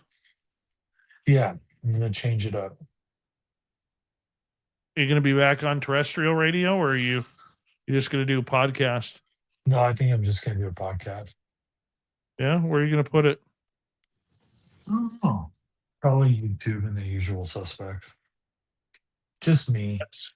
Flat Just Six, how myself. you doing? You can do it on our channel if you want. That'd be great. Offer is there. Absolutely. 100%. Absolutely. Yeah, just me. Just me talking about stuff and interviewing people sometimes. Contrary One, how you doing? We're not talking Bigfoot tonight. We're talking UFOs and disclosure. So I'm not going to ask any questions with Bigfoot and UFO connection tonight. Well, I do have an interesting story for you, though. Yes. It has to do with the government. Oh. But it's not UFOs. You can tell that story. All right. You tell me when you're ready. I'll be ready in about a minute and 5 seconds. All right. Sounds good. I have a time limit until I'm ready. I'm just playing with my silly putty here. Okay. My, what do they call this? Bigfoot goo. You know, whenever I make a mixed berry pie, I actually have cookie cutters in the shape of Bigfoot. So I cut out a hole because you have to have a hole to vent. I cut the hole in the shape of a Bigfoot. Every time I make Nice. mixed berry pie is the Bigfoot pie. Nice. Yeah. You know, I have a fake Bigfoot foot that Nice. a guy used to make fake tracks. Oh, wow. Yeah. All right. Hold right there. Thank you to T-Bone ×2, Area 55, Dutch Hank. We greatly appreciate your love of the super chats. And here we go, everybody.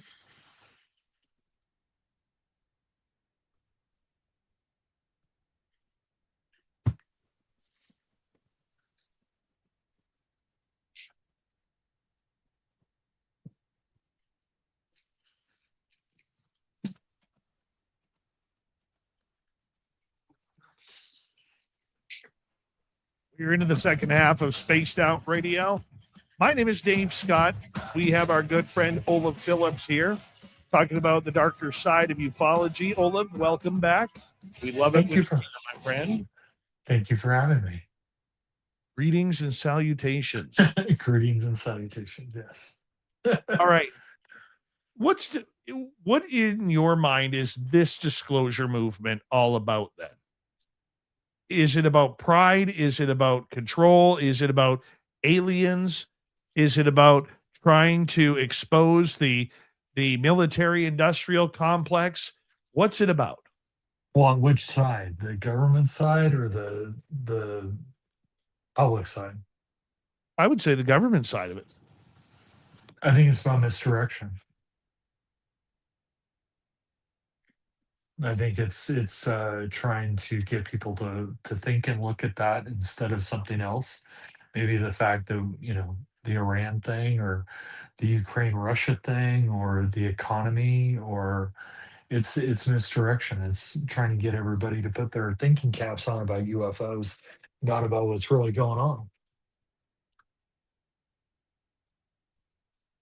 That's what I think.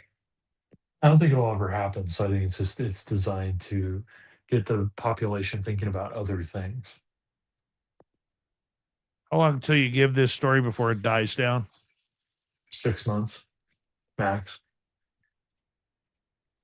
I'll be honest with you, I'm surprised it hasn't dropped yet. I am too, but at the same time, you have a lot of UFO all-stars that have banked everything on it.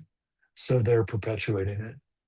But it's a nothing burger. Like, we're supposed to get all this disclosure with all these congressional hearings. What did you get out of that? Nothing. You know, they open up the archives, and here's all this bountiful UFO information. What is it? It's mostly Project Blue Book. I have a website. You can download every Project Blue Book file that ever existed that's FOIAble. You know, it's like there's nothing new. It's just the same stuff. Before we get to some audience questions, you have a Bigfoot story you want to share. Not a Bigfoot story. So a while back, I told you a story that I heard from a guy that I worked with at a company I worked at a while ago. And this guy, he was in the Marines and recon, and him and his buddies were sent out to monitor a road in Iraq, right? And they saw on night vision first, they saw this maybe 8 to 10 foot tall man walk across the dunes with basically these supersized hyenas. And do you remember that one? And they went out and there were no footprints, nothing, no depressions in the sand, and the guy just walked off and vanished. Like, he disappeared, right? Do you remember that story? No, I don't remember this one. Oh, okay. Well, yeah. So they were watching him on night vision, and they watched this whole thing for a while, and then after the guy vanished, they went out and looked out onto the dunes, and you don't get a footprint in a dune, but you get a depression, and there was nothing. And it was about 8 to 10 foot tall man wearing a cloak, and he had these two oversized hyenas that were probably 3 or 4 times the size of a normal hyena, right? So I'm talking to somebody about a month ago, and he was in Afghanistan. This first story was in Iraq. This guy was in Afghanistan, and he was in the Marines as well. and they were part of the air wing of the Marines, and so they would go out and pick people up, right? And so they got an urgent call that this recon unit was engaging with some sort of giant person, and they were firing on it, and it was doing weird things, right? And they said basically a giant was attacking them. And so they get in their aircraft and they fly out there to go pick these dudes up out in the middle of nowhere in Afghanistan. And Right. Yeah. I said, right? Okay. So they're orbiting, trying to find these people so they can land and pick them up. And they see this guy standing at the mouth of a cave, and he's 8 to 10 feet tall, and he's got a cloak. Look, basically the description I got was exactly what the dude in Iraq saw, right? Just minus no hyenas this time. The two entire air crews saw it. They fired on it. They land, they pick up the Marine recon guys. The Marine recon guys are going off about how they had been firing on this thing, and it was throwing boulders at them, or not so much throwing them, but picking them up, but like metaphysically lifting them and hurling at them, boulders. Okay, and it was 8 to 10 feet tall, and it was wearing a cloak, and it was a man. And the entire Marine recon unit saw it. They fired on it. It chased them. And it was this whole thing. And like I said, you've got about 40 or 50 people that saw this thing and actively engaged it. Same thing, but this time in Afghanistan. And this guy didn't know the other story that I heard from Iraq. This guy had no way of knowing that story. He doesn't listen to Spaced Out Radio. He doesn't listen to these kinds of shows. But he told me a story that was essentially the same thing that I heard from the guy who was in Iraq. And they basically, the description was literally the same, minus the hyenas. What do you How's think that the one? significance of the hyenas was? Well, I think it was a jinn.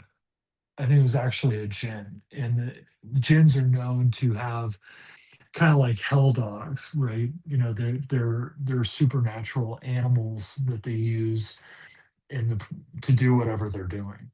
And a hyena is one of the animals that a jinn will have for protection and for other reasons. I just thought it was mind blowing that in two radically different places, same thing, same type of person, and it was a giant, 8 to 10 feet tall, just not a Bigfoot. That's And crazy. they fired on it. They actually fired on it, and the Marine Recon Unit actually actively engaged it. It was like trying to kill it, but they couldn't. The bullets had no effect on it, whatever it was. Do you believe the Kandahar giant story? I do. I've heard enough giant stories to believe in it. Between Bigfoot and this jinn thing, amongst other things, you know, there are absolutely giants. Plus, you know, you read about the stuff that the Smithsonian found and lost. So there are definitely giants around. 8 to 10 foot tall ones that are not Bigfoot. All right, so back to disclosure. I thought you'd enjoy that story because one's in Iraq. I did. Let's get to one's in some audience Afghanistan. questions here, buddy. Okay, go for All it. right. Terry's asking, Olav, how many people do you think have implants and why? I have no idea how many people have implants, probably millions worldwide. What I think they are is I think they're tracking devices, kind of like how we tag animals. Like I used to watch Mutual of Omaha's Wild Kingdom with Marlon Perkins when I was a kid. And I remember one where they were out on the tundra and they shot like a caribou or something, and then they tagged it, and then they could follow it around. The more modern version of that, you know, they can get telemetry via satellite where they can tell like what the animal's heart rate is and what its temperature is. I think an implant is basically a tracking system that gives them real-time access to the biology of the organism. All right. Yeah. Jay is asking, which mountain that were you at where you saw the hangar doors open? Mount Adams, Southern Washington State. Was it is it Csetti? Yeah. James Gilliland? You and Lee Strauss need to have a conversation because he had an incredible Bigfoot encounter there where it was actually groping a good friend of his, Jackie Harmon, through the tent. I saw two of them at a distance, and I actually watched both of them. I think they were pair bonded. I watched them climb Mount Adams with binoculars. Oh, wow. Yeah, I watched them for hours as they climbed up the side of a mountain. Chiquetta wants to know, do we really have Men in Black? Are they still around? Yeah, I'm sure they are. I mean, it's, I don't know who they are, what organization they belong to, but yeah. I mean, you need a group of people to run around and intimidate people and tell them they didn't see what they saw. Makes sense. But yeah, I believe they're still around. They've probably changed some. Oh, man. I don't know. I mean, with the age of the internet and technology where they can just listen in on your phone or jump into any camera, like they could be watching my camera from in studio right now. Probably are. That's okay. They've probably seen me pick my nose a few times. That's okay. Yeah, I just wonder if the call of the Men in Black is really needed anymore. absolutely, because physical intimidation is far better than any other form of intimidation. If you really need to intimidate somebody, doing it in person is much more effective, especially with the internet, where people think that they're anonymous. And you're not, by the way, you're not anonymous. No. There are logs. Even when you connect to your VPN, there are still logs. T-Bone is asking, Olav, did the 1933 Italian UFO incident take place? Is that the one where they had the photos with the weird symbols on the bottom? I think Yeah, so. I do believe that. Actually, I referenced that in the book, in the Secret Space Age book. I reference that because the symbols that you see actually correspond, some of them, to fascist organizations. Paramarv wants to know, how many UFOs were involved in that Roswell Corona crash, Olav? Two that I know of. Just the Yes. two. Stanton Friedman believed there was two as well. Yeah. Jaquetta, do you think ET won't give our world full disclosure until we can finally not threaten each other with war? When you're asking me to hypothesize about what an alien would do, it's hard because I don't know what their motives and objectives are. If I knew what their motives were or their objective, then sure, I could answer that question. What I personally think is that I think they watch us. Everything they do seems to be around an experiment. The implants, the abductions, it's all hybridization, if you believe in that. Like it's all about biology. So I don't think that they're that interested or even care about disclosure. And I certainly don't think they're here for the betterment of humanity. I think they have their own needs and wants, and they've got their own hierarchy of needs, right? That doesn't correspond to ours. But whatever they're doing for themselves. So it's impossible to tell. Oh, man. Okay, let's go to another question here. Jose is asking, was Lockheed one of the alleged two companies involved in the development of the TR-3B?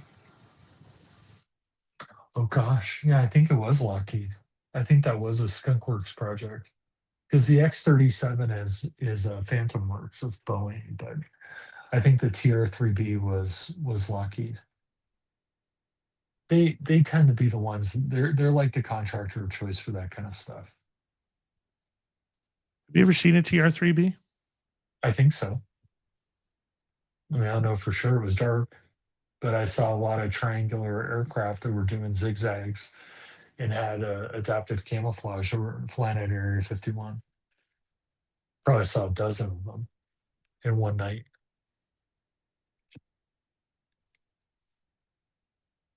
All right.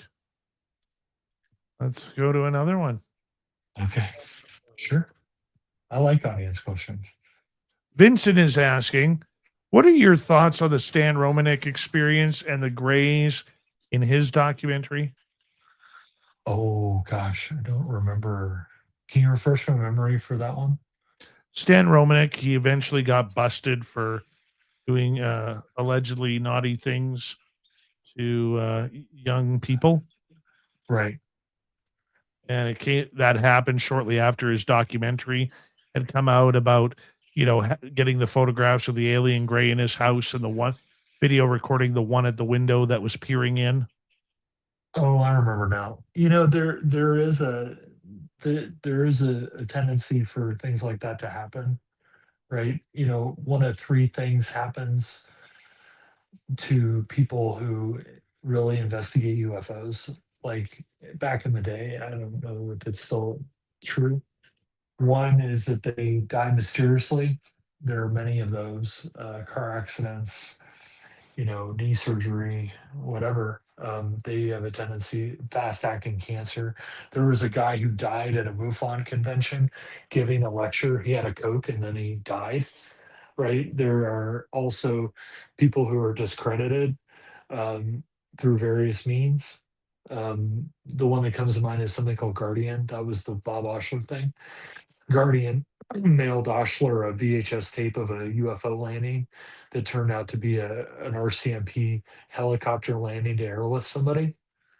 And then the third one is that they kill themselves, and that's more like, well, there's a lot of that. I mean, just recently, what's his name? He shot himself in front of a bunch of cops in Colorado, right? Shoot, what's his name? You know who I'm talking about, right? Yes. Yeah, he killed himself. So, there have been cases where people have been driven crazy and they die. But yeah, there's definitely a body count. And discrediting, I'm not going to speak to Romanek. I don't know, if that's what he was doing, he should go to prison for the rest of his life, if not just outright be executed. But I have very strong beliefs about that stuff, because the recidivism rate is so high. I think that they should just be executed. But did he actually do it? I don't know. But it would be one way to topple somebody who's getting close to something. That's something everybody has zero tolerance for. Let's go next to our next question. This one comes from T-Bone. Please. Okay. What did you make of the 3 tranches that were released? There's nothing in them. I mean, everything that's in there is stuff that we already know. That's one of the reasons I always go back to disclosures of fallacy. It's like, some of it is, especially under Trump, I think some of it is to get votes, right? That he'll pander. He panders to people. But everything that's in there is nothing. I mean, the stuff you really want is in a Lockheed vault, and it's part of a special access program, and you can't FOIA it. You can FOIA that stuff all day long and you'll get nothing, because it's not, the documentation you're looking for is not at the DoD, right? It's at Lockheed, and you cannot FOIA Lockheed. So, I don't think they'll ever release anything substantial, because it's not in the control of the US government. I mean, it is, but not really. It's in a Lockheed vault. Get in the skunk works. If you really want to know, go to Auburn, get a degree in aerospace engineering, and join the skunk works. That's probably your best bet. And then you can't say anything. You'll know, but you can't tell anybody. Paramarv is asking, what UFO or abduction case most puzzles or concerns you? Which one puzzles me or confuses me the most?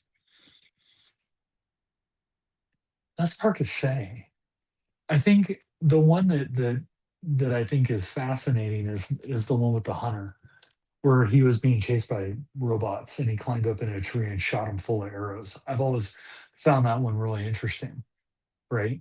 As far as abduction cases, I think the one that I've always wanted to know more about that I can't is that Lear, I think it was John Lear, talks about a story where during Project Arclight, where we were bombing Hanoi with B-52s, like we were carpet bombing them. Supposedly during Arclight, there's a B-52 that was taken by a UFO and then dropped out of the sky. And when the rescue teams went to go retrieve the survivors or bodies, when they went inside the fuselage of the B-52, and it fell out of the sky, like it didn't crash land, like it dropped, right? When they went into the fuselage, the entire crew was still strapped into their seats for the most part, but they had all the classic cattle mutilations things, right? Their tongues were removed, eyes were removed, you know, other things were removed, and they were surgically, while they were still strapped in their seats, they were surgically opened and organs were removed. That one, there's very little evidence of it, there's very little information on it, but that one has always puzzled me because they took an entire B-52 out of the sky. And that was during Project Arclight in the 60s. That's crazy. 3 minutes to go. Let's try and get in a couple more questions here.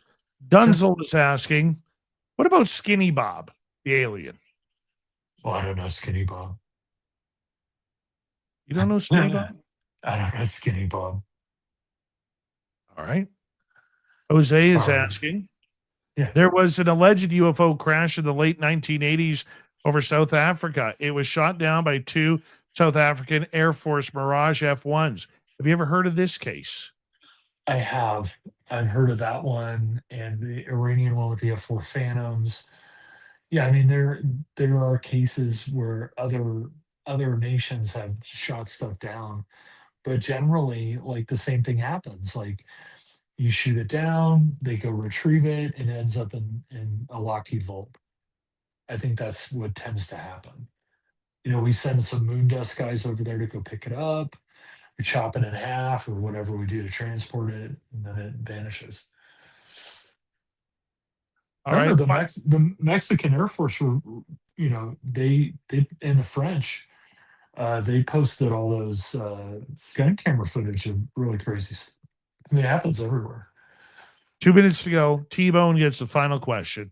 What do you make of Avi Loeb from Harvard saying orbs could be meteoric dust?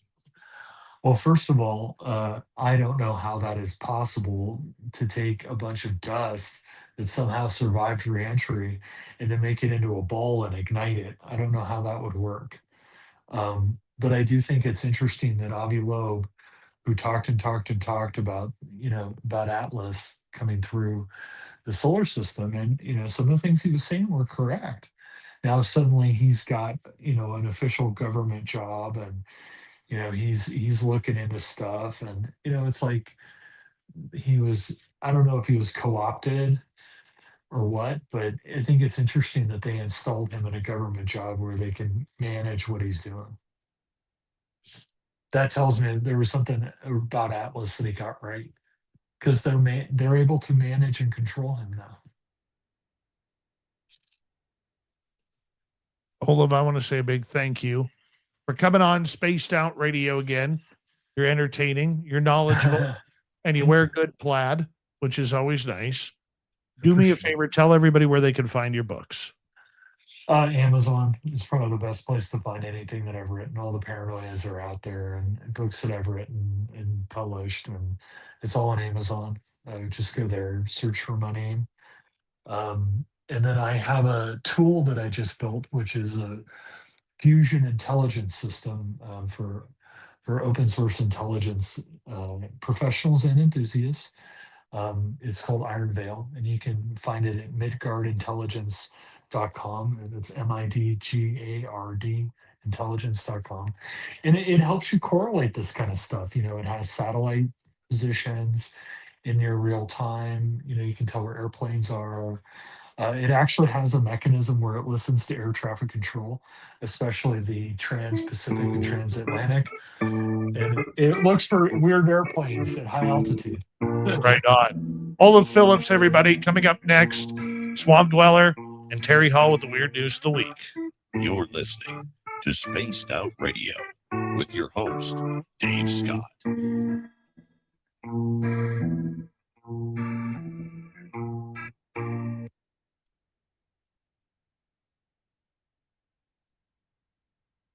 All right, buddy. Thank you. Oh, no problem. Always a pleasure. You're great. We'll talk soon, okay? Okay, sounds good. All right, bud. All right. Take care. Bye. Take care. Stop now! You are under arrest!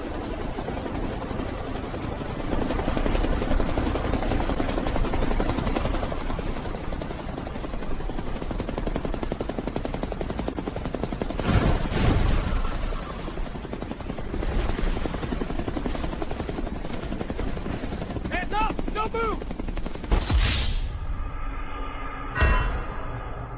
Don't get caught without your Spaced Out Radio merchandise. We have t-shirts, mugs, hoodies, socks, hats, stickers, and so much more. Whatever you're looking for, we have you covered. Why just be a fan of the paranormal when you can look the part? We don't have ugly merch, folks. Check out the Spaced Out Radio store. Find the link in the description below.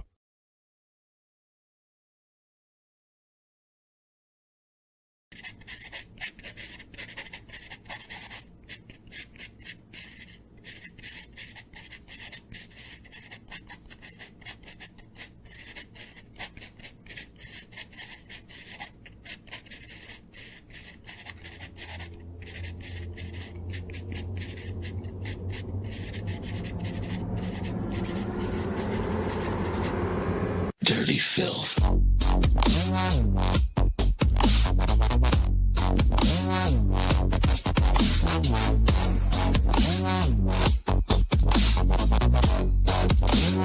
Dirty filth.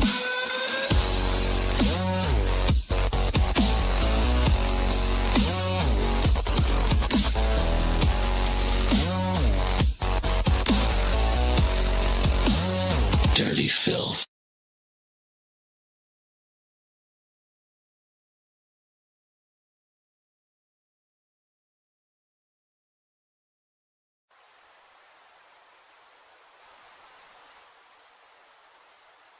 Object is heading north 045 degrees.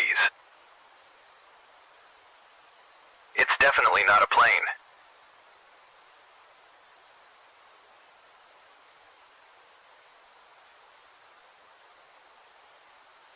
It seems to be tethered to something.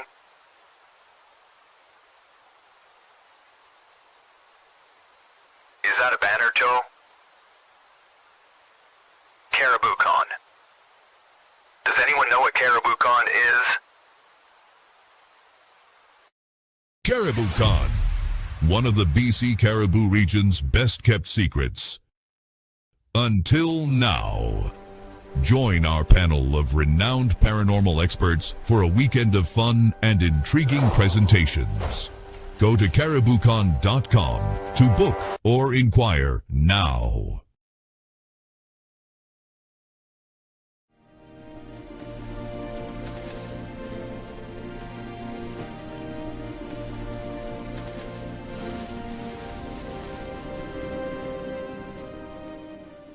Over here. Look at this.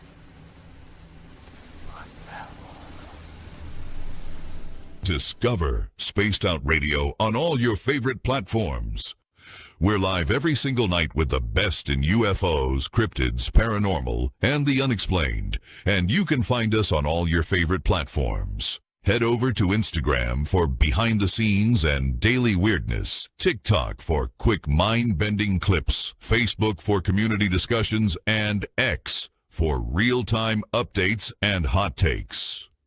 Wherever you scroll, Spaced Out Radio is there. So go search Spaced Out Radio on every platform, hit follow, and turn on notifications so you never miss a single episode. The weird is waiting. See you there.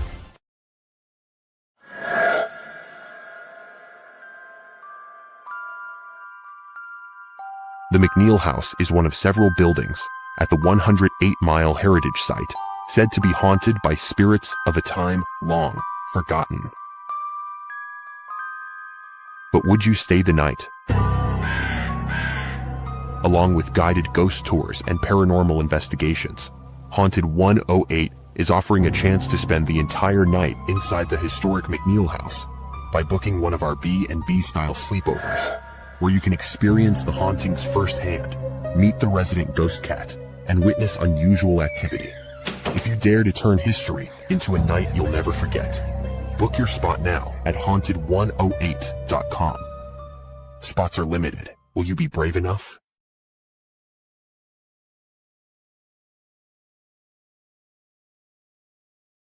All right. We bring in the beautiful, the handsome Terry Hall.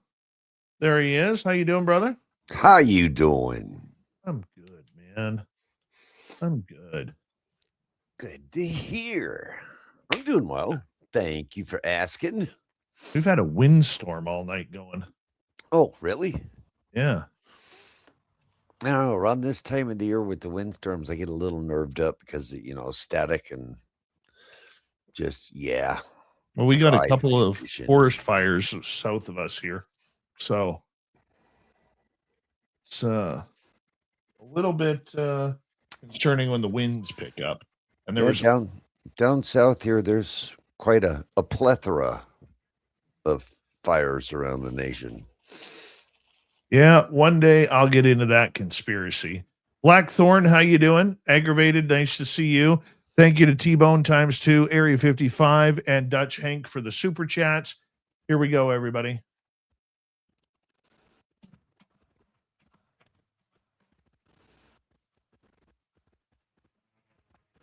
We are into the third and final hour of Spaced Out Radio tonight. My name is Dave Scott.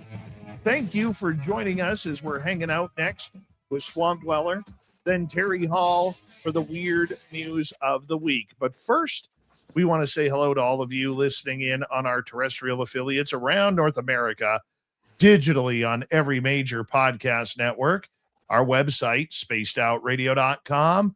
We have a plethora of features for you. Rock out to Bumblefoot, read the news wire, check out our swag as well. You can follow us on X at Spaced Out Radio, Instagram at Spaced Out Radio Show, and on Patreon in the Space Travelers Club. The Desert Clam has set the password for tonight in the SOR Space Travelers Club. Saltativeness. Saltativeness is your password. Use it wisely, Space Travelers, as the Clam sets the password each and every night right here on Spaced Out Radio. Let's head to the swamp. Hello and welcome to Spaced Out Radio's Swamp. I'm Swamp Dweller, and tonight I'm going to take you on a mystic journey of the unknown, sharing tales of monsters, legends, and nightmares. Welcome to the Spaced Out Radio Swamp. Some childhood memories were so scary to me that I will never forget them. Like the one I'm about to share with you today. When I was 5 or 6 years old, I strongly believed I had a ghost living in my house. One night, while I was watching TV on the couch in my living room, I got distracted by a rocking chair moving back and forth. It was very odd. The windows were open, but there was no wind blowing that night. This was in the fall, so we didn't need to turn on the AC most days. It was a little weird, but I figured it was probably rocking back and forth because it was just a really old rocking chair. It stopped rocking a minute later, and it didn't move again.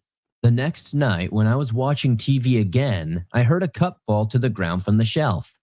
Something wasn't right. Why would it just fall like that? There was nobody over there. I thought it was probably just a draft, so I walked over to the kitchen area, which was right next to the living room. I picked up the cup off the floor and placed it back where it should belong. Nothing happened again that night or the following night. The night after, I was watching TV yet again. And out of the blue, a radio on the desk right next to the TV turned on by itself. This was not a draft. A radio can't just turn on by itself. It would only turn on if someone manually enabled it. At this time, I started freaking out and crying to myself silently. Eventually, after getting some courage, I ran to my parents' room while I heard the radio still playing. I barged right in to see my mom on the phone with someone. I heard her say to whoever she was on the phone with, "Hold on a second." She asked me what the matter was. I exclaimed that the radio had just turned on out of nowhere by itself, and I thought that a ghost had done it. She rolled her eyes, sighed, and said, "Come along with me." So we went together into the living room. When I got back to the living room, the radio was now turned off. My mom then told me, "See, there is no such thing as ghosts." I told her that I was being for real, but she didn't buy it. She walked back to her room and continued the conversation where she left off with whoever she was on the phone with. No sudden movements ever happened again. I was so scared to go into that living room for quite some time after that. Eventually, I did face my fears, though, but it will always stick with me. I know most people don't believe in the paranormal, but I firmly believe that ghosts were in my house back in the day. These stories might not be necessarily terrifying, but they creeped me out to no end.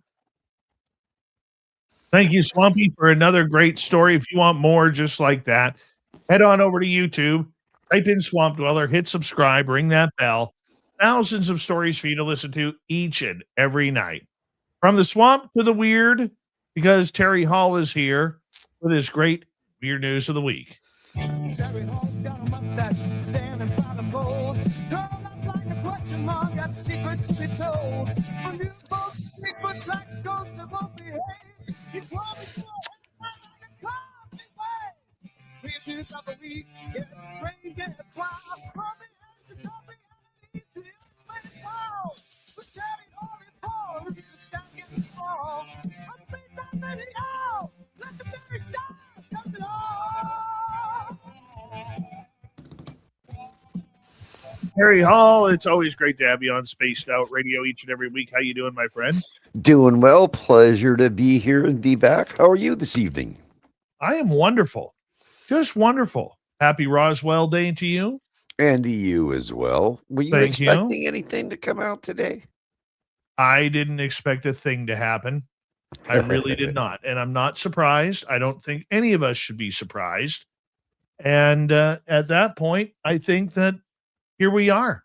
Here we are, waiting and waiting as per usual. It's always Christmas Eve in the UFO world, my friend. Well, and you know, there was one year that we already knew, like, we had found where mom and dad hide the gifts.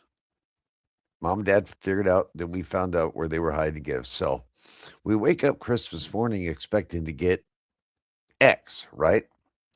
Christmas Eve, they returned everything.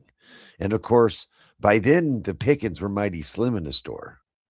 So when we woke up Christmas morning, the gifts under the tree were not what we were expecting. And you know, our faces showed it. We busted ourselves that year, Dave. So I get that. tonight we've got some traditional things. We've got Florida man things. We've got up in the air things and down on the ground things. Where would you like to start? Well, you start wherever you feel comfortable because I got a couple of beauties waiting for you. Well, let's start off with tradition. Okay, with tradition. The mustard belt was claimed. Now, if you don't know what the mustard belt is, that is the Nathan's famous hot dog eating contest. It was ran over the weekend in celebration of the 250 years that America's been around. There were competitors from all over the world. Czech Republic, Australia, South Korea, 14 competitors in all. And of course, we had our homegrown boy, Joey Chestnut there. Guess who won it? It was Joey Chestnut with a total of 66 hot dogs. 66. Oh. Chestnut handily defeated the second place winner, Patrick Bertoletti, excuse my pronunciation here, who's 41, who ate 50 hot dogs, but fell short of his own 2021 record of 76 hot dogs. That's about 7.6 hot dogs a minute in the time of this. Now, they said that, so Joey won the mustard belt. And now the mustard belt consists of not only the belt, but a bulky, bejeweled necklace bearing the name of the sports betting company Polymarket around his neck, and a video posted on Instagram before the competition. Joey called the competition hot dog eating the most patriotic sport that we've got. So there we start off with a little bit of tradition with the famous Nathan's hot dog, and our homegrown boy, Joey Chestnut, took the belt. Well, all I know is that I could never eat that many hot dogs. And it makes me sick to think that Joey Chestnut is built for that. That's just me. It makes me sick to think that anyone on Earth is built for that, Dave. And I mean, the other fella had his 2021 record was 76 wieners. Now, there was the women's division as well, and the defending champion, 40-year-old Pseudo of Tampa, Florida, won the bright pink mustard belt for the 12th time in a row, downing 38 3/4 hot dogs. In 2024, she had a record of 51. After competing, Pseudo joined the crowd to watch her husband, who proposed to her in 2021, immediately after downing 15 boiled eggs in just over 3 minutes to set a world record. That's in the men's event, of course. Both champions said the heat wave that had scorched New York on Saturday, bringing temperatures to Brooklyn roughly to 90 degrees Fahrenheit, 32 Celsius, during the competition, made it much more difficult. On top of that, ESPN announcer said the humidity changed the consistency of the buns. I just said I would have to rely on muscle memory, and the crowd really carried me through another belt today. So, once again, starting off with tradition, Dave. Here's a weird one for you. A pilot jumped out of the door of a moving plane to his death, leaving the student he was teaching to fly to land the aircraft by herself. Flight instructor Leandro Andres Bertazzo was found dead following the incident, which took place in Toledo, central Argentina, on Saturday, according to a statement by the country's public prosecutor. Bertazzo was on board a Cessna 150 aircraft with a 22-year-old student named Rosario. The student said Bertazzo told her, "You know what you have to do, carry on," before taking off his headset and seatbelt, opening the door, and jumping out of the plane without a parachute. Eduardo Alvarez, director of the Flying Parrot Cordoba flying school where Bertazzo worked, says that there were no signs that the pilot was planning to throw himself from the plane. Bertazzo had gone on a flight with another student earlier that day, Alvarez said. He made this tragic decision on board an aircraft with another person by his side, he said. It's impossible to think about it or understand it, but the human mind is so complex. Bertazzo was a beautiful person with a great smile, said Alvarez. We are surprised that this has happened.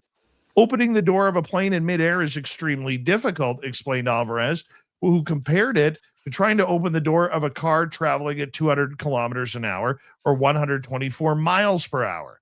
Rosario, the student, managed to land the plane safely despite being completely in shock. The plane was undamaged as well. Bertazzo was a highly experienced pilot and also had worked as a flight instructor in neighboring Chile as well. Prosecutors will now investigate the exact details of the incident that led to this strange death. I mean, I can understand, almost understand, like a student driver down on Earth that's dealing with teenagers and high traffic density, week after week, year after year, opening the door to the car and jumping out. But how stressful can it be? I mean, like you said, the human mind is a very complex thing, Dave. I think it's maybe he was just thinking, look, if I had somebody else up there with me, I could do the job and it won't cost the company the plane. I mean, who knows, man? I have no idea. Totally odd. Totally odd. Sometimes when people snap, they snap good. And this guy snapped good. He snapped good, and I will say this, hats off to the young lady who had sense of mind and the skill and ability to bring that plane down safe. I'm glad she's okay. 100%. 100%. So I tell you what, let's just stay in the air, Dave. How many times have you gone to the airport, went to get on your plane? Maybe you've gotten kicked because of overbooking. There was a seat mix-up.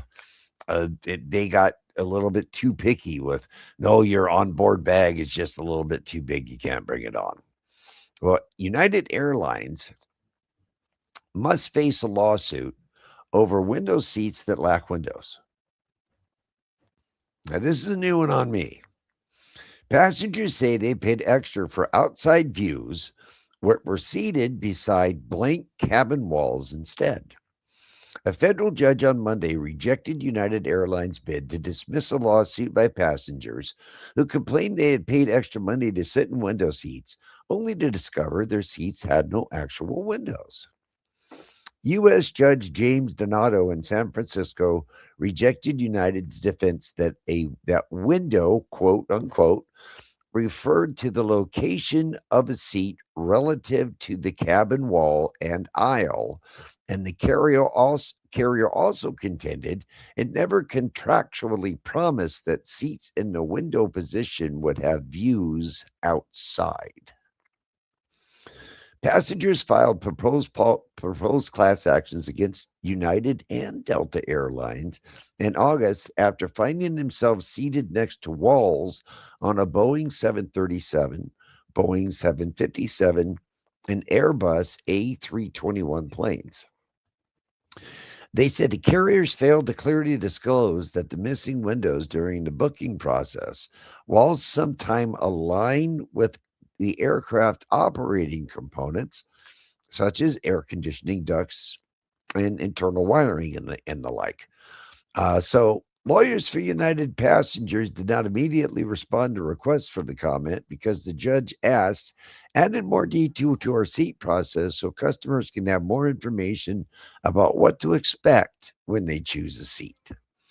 Delta is seeking to dismiss the lawsuit pending it the lawsuit's in Brooklyn, but it's a federal thing, so the feds override state, Dave. He also said that United's ticketing terms, boarding passes, and reservation screen state expressly that the airline would provide window seats to the passengers who paid for them. No more is needed at this stage for the breach of claim to go forward.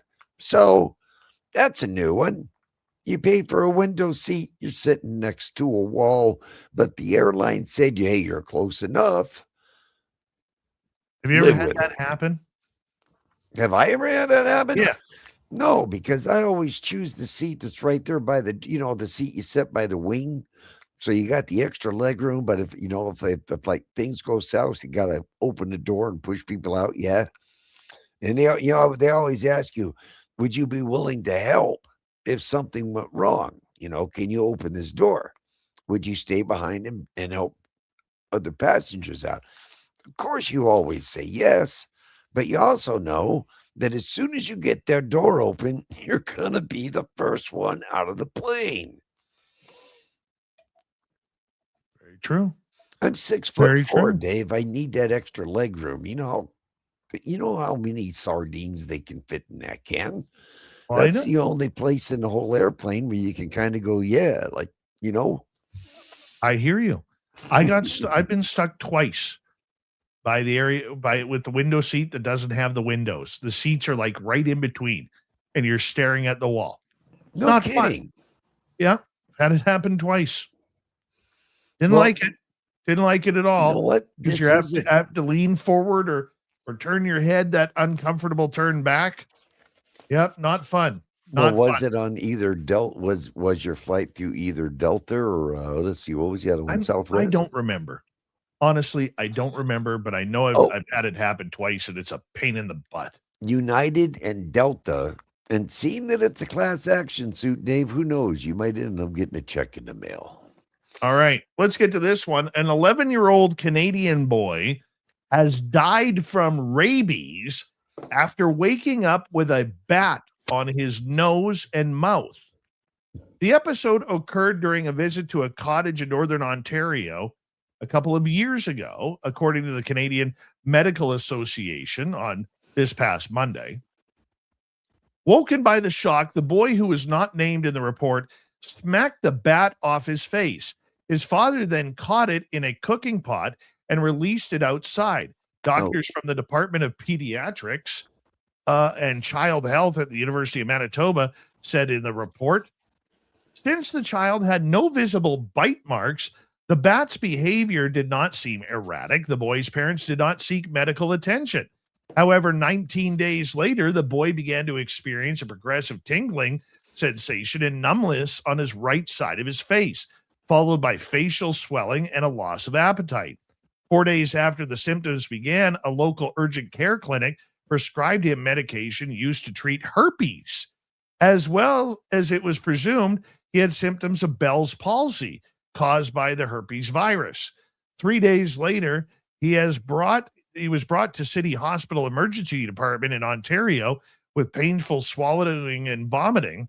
Physical exam found ulcers in his gums and a mild impairment in a nerve on his right side of his face that provides sensation and controls chewing. The boy's family told doctors about the incident with the bat, and the next day, the emergency doctor notified the public health authority. However, the hospital discharged the child and presumed diagnosis of herpes gingivostomatis, I think, titus, I guess, however that word is pronounced, which is sores on the lips or mouth caused by herpes. By the next morning, the boy had returned to the hospital with weakness on the right side of his face, reduced sensation, and slurred speech. While being admitted, he developed a fever, difficulty swallowing, confusion, and visual hallucinations. All right, so this goes back to they figured that the bat didn't really bite him, but maybe it was the saliva of the bat that got inside his nose or mouth that may have caused this. That is just absolutely creepy, Terry. Oh. And we would consider something like that a misdiagnosis, yeah? But what the hospital's going to say is, look, we eventually found out that it was rabies, so we were correct in the end, so we did diagnose him correctly. So no, you can't mouse. But what an awful thing. Horrible thing. What an awful thing. Well, prayers out to his family. That's wow. Well, Dave, let's stick with kids then. Okay. We got 2 minutes. Kids. All right. Man tackled kids off bikes, dragged one into his home after being ding-dong ditched for weeks. This is a get off my lawn case, Dave. Mount Pleasant, South Carolina. A man in South Carolina is facing charges after police say he attacked children who were ding-dong ditching him for weeks. Police say that Chad Larson, 50, charged with kidnapping, assault, and battery of a high and aggressive nature, assault and battery in the third degree. Larson reportedly told police 2 weeks ago a group of children started ringing his doorbell and running away. Sometimes during those 2 weeks, Larson said he drove around trying to track down the kids. He was woken up for a nap on Monday and was told the children were outside and wanted to speak with him. A police report said he went out under the assumption the children wanted to apologize, but Larson said they used the opportunity to taunt him before taking off on bikes. When he realized the children were coming back, Larson hid in his neighbor's bush, waited till they got close enough for him to tackle them off their bikes. 2 children were knocked off the bikes. Larson held them on the ground. One of the kids was able to break free. Larson grabbed the other kid by the neck, dragged him into his home, and Larson was holding a rock while holding the child and told the child, "Should I hit you with this rock?" When police got to the scene, officers saw Larson holding onto the child through the closed glass door. The handle had been broken off, and police had to retrieve it to open the door and retain Larson. He was arrested and charged with assault and battery of a highly aggressive nature. So, no more ding-dong ditching Chad, man. But for weeks they were tormenting this poor guy. Oh, poor guy. Do you think that's justified that he chased the little monsters down and gave them a little look for? Go for it. You got to chase them. You got to chase those heathens around. Terry Hall and the Weird News of the Week continues on Spaced Out Radio in the final half hour next. This is Spaced Out Radio. Your host, Dave Scott.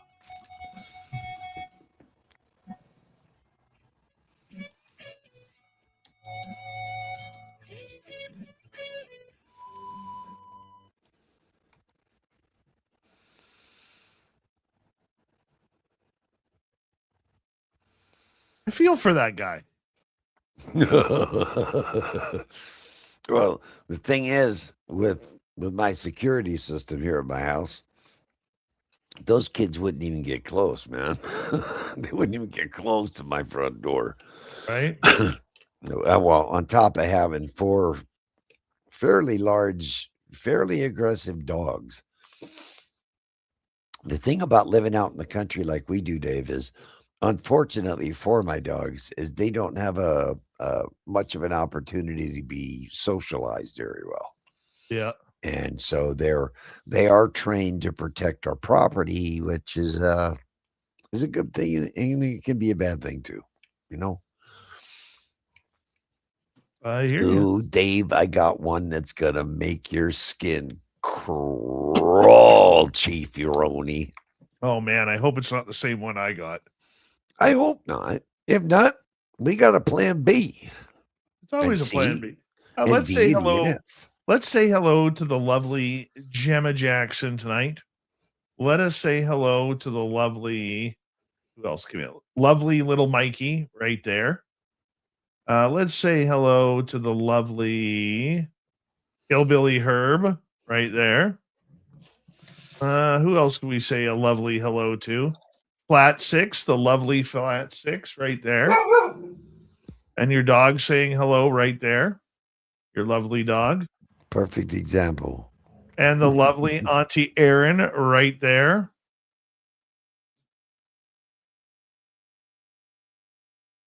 Anybody else am I missing?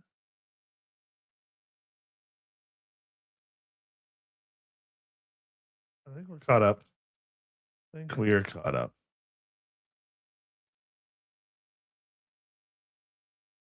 Oh, and the lovely B. Mora. He's here too. What do you got there? I can't hear you. Why is saltwater taffy so addicting? I got silly putty. You don't have silly putty. I ate half a bag of this stuff. You know what? This stuff feels like silly putty, kind of. You know what, Dave? Oh man, I got in trouble so bad with silly putty once. My old man had bought an Olds 98. I can't remember the model of it, but it was the Olds 98, right? Tight car, black interior. What do? Uh-oh. We left the silly putty sitting on the rear deck, right? You know, the flat part where the speakers go in the rear window, in the sun. Oh no. In his brand new car. Oh no. And yeah, that stuff never came out. They tried peanut butter, they tried ice cubes, they tried everything. It was there. Damn it. Or you just get the old can of paint and try and match it. No, if you recall right, in that, you know, like the 70s models, Oldsmobiles, that rear deck lid was carpeted. Oh yeah. Blackthorn asking, do we have any? I don't know what that is. Rat news today. Any what? Rat news today. It looks like a rat. I don't know. Mouse news. Oh, squirrel news. Squirrel news. Squirrel news. Is that what it is? Rat, mouse. But you can go to spacedoutradio.com right now and get your squirrel t-shirt. I have a Nemesis of Flight 21 now, Terry. A what? A Nemesis. What do you're not, dude, you're not talking to the squirrels, are you? No, but a squirrel ended up taking all my stuff from the gifting site. Haven't you ever seen that episode of Rick and Morty? Don't ever talk to the squirrels. They got to like open up a portal and split that planet. Don't talk to the squirrels. He took all your stuff, huh? Yep. Got it on proof. What do you mean, like all your stuff, like gear? No, my jade, all that stuff at my gifting site. Oh, no kidding. Yeah, I got it on tape. Little bastard. You know, I would expect that out of maybe a crow or something, if it, shiny, whatever. But I wonder what it. Maybe squirrels need currency, dude. Maybe maybe you've got a bartering squirrel. Maybe. I don't know. Pissed it off somehow, but I'm going for it. Thank you to T-Bone with a hat trick. Little Mikey with a great super chat. Area 55 and Dutch Hank for the Euro chat. We appreciate your love and support, everybody. If you haven't already, give us a thumbs up. Helps with the algorithms. And I will be on WABC, Walter M. Sterling, other side of midnight, right after this. Here we go, Terry.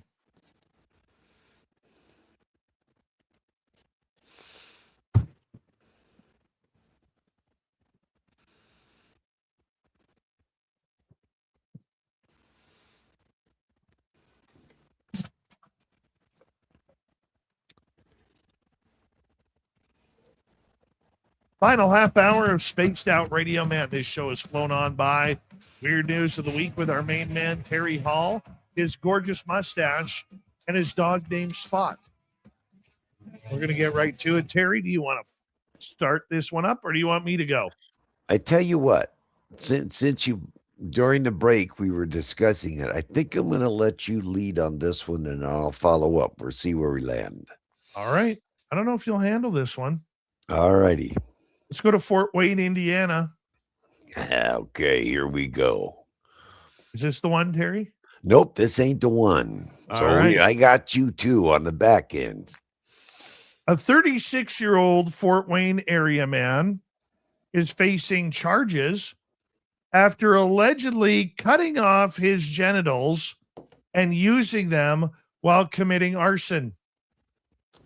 The Fort Wayne Fire Department was dispatched to a garage fire where police officers were dispatched to reports of a stabbing. According to court records, Christopher Paden allegedly told police he was stabbed somewhere downtown and someone had threatened him the day before. While at the hospital, Paden reportedly told an officer that he was dishonest and the stabbing scene and wanted to be truthful. He said he went into the garage around 2 a.m. and used a kitchen knife to cut off his franks and beans. According to the court records, Paden then said he poured gasoline on his dismembered organ and set it on fire. He reportedly left the garage and walked away until it was found by police. A fire investigator indicated a gasoline container and 4 lighters, as well as a nearby kitchen knife at the scene. Court records don't detail whether the body parts were located. Paden is charged with arson, which carries a potential prison sentence of up to 12 years. He is due back in court next week to set dates for his trial. No word if his manhood survived. I guess he really wanted to be done with it, huh? You caught me off guard with this one, Dave, because honestly, I was just thinking the guy needed a wick for his Molotov cocktail when you first told me the story. Yeah? That wasn't it, though. I guess he really, really, really wanted to be done with it if he roasted it after he butchered it. I mean, oh my God. I guess that's what you do with butchered meat, right? You roast it, right? Yeah, but either way, I mean, was he not thinking, how are you going to go to the bathroom? Right? I don't think at that point he really. No, I don't think he took that into account. How do you have the cojones to do that? With a steak knife of all things. I know. That serrated edge that you just got to saw through the grust and the gristle and all the, dude, no, man. Every man then, right how now. did he not bleed out after that? Like, I don't know. Maybe he tied an elastic to it. I don't know. What, all I know elastic is that to every what? man right now listening, has watery eyes, that gross saliva taste in your mouth, and you're cringing. Yeah. Every one of us is. You got that like low stomach discomfort, pain. My toes are twitching kind of in and out too. It's like, no. I mean, for him to get rid of them, he sure had big ones. I tell you that much. Thanks and beans. All right, Dave. Let's see if we can get a little pucker out of you. I think we are on this one. Would you expect a shark sighting in Brooklyn, New York? Yes. All right, here we go. Yes, I would. But this is the deal, dude. This wasn't just any kind of shark. This was a great white shark, Dave. Oh, my God. Shark sighting temporarily closes Nassau County beaches as the holiday crowds arrive. A shark sighting temporarily forced swimmers out of the water at several Nassau County beaches on Thursday as extreme heat and the start of the 4th of July weekend drew large crowds to the shoreline. A 9-foot great white shark was spotted 20 yards offshore at Point Lookout Town Park at approximately 10:15 a.m., prompting lifeguards to clear the water and raise the red flags. Nearby beaches also temporarily closed as a precaution. We heard someone yell, "Jennifer Knott of Oceanside was on the beach when the shark was spotted." We heard someone yell, "Shark," to the lifeguards, Knott said. About 20 yards out, there was this big shark. I've been going to the beach my whole life. First time that close. First time ever seeing a shark. The town of Hampstead lifeguards responded by deploying jet skis and drones to monitor the area. After conducting a search, the officials gave the all clear and reopened the beaches around 11:15.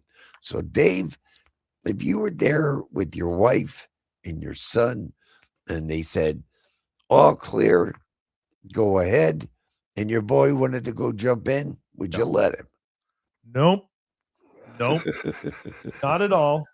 This is the reason why there is no need. And look, let's remember, even though I have a fear of great whites, and everybody bugs me about it, okay? Everybody bugs me. Actually, I got a fear of sharks in general. I do love sharks.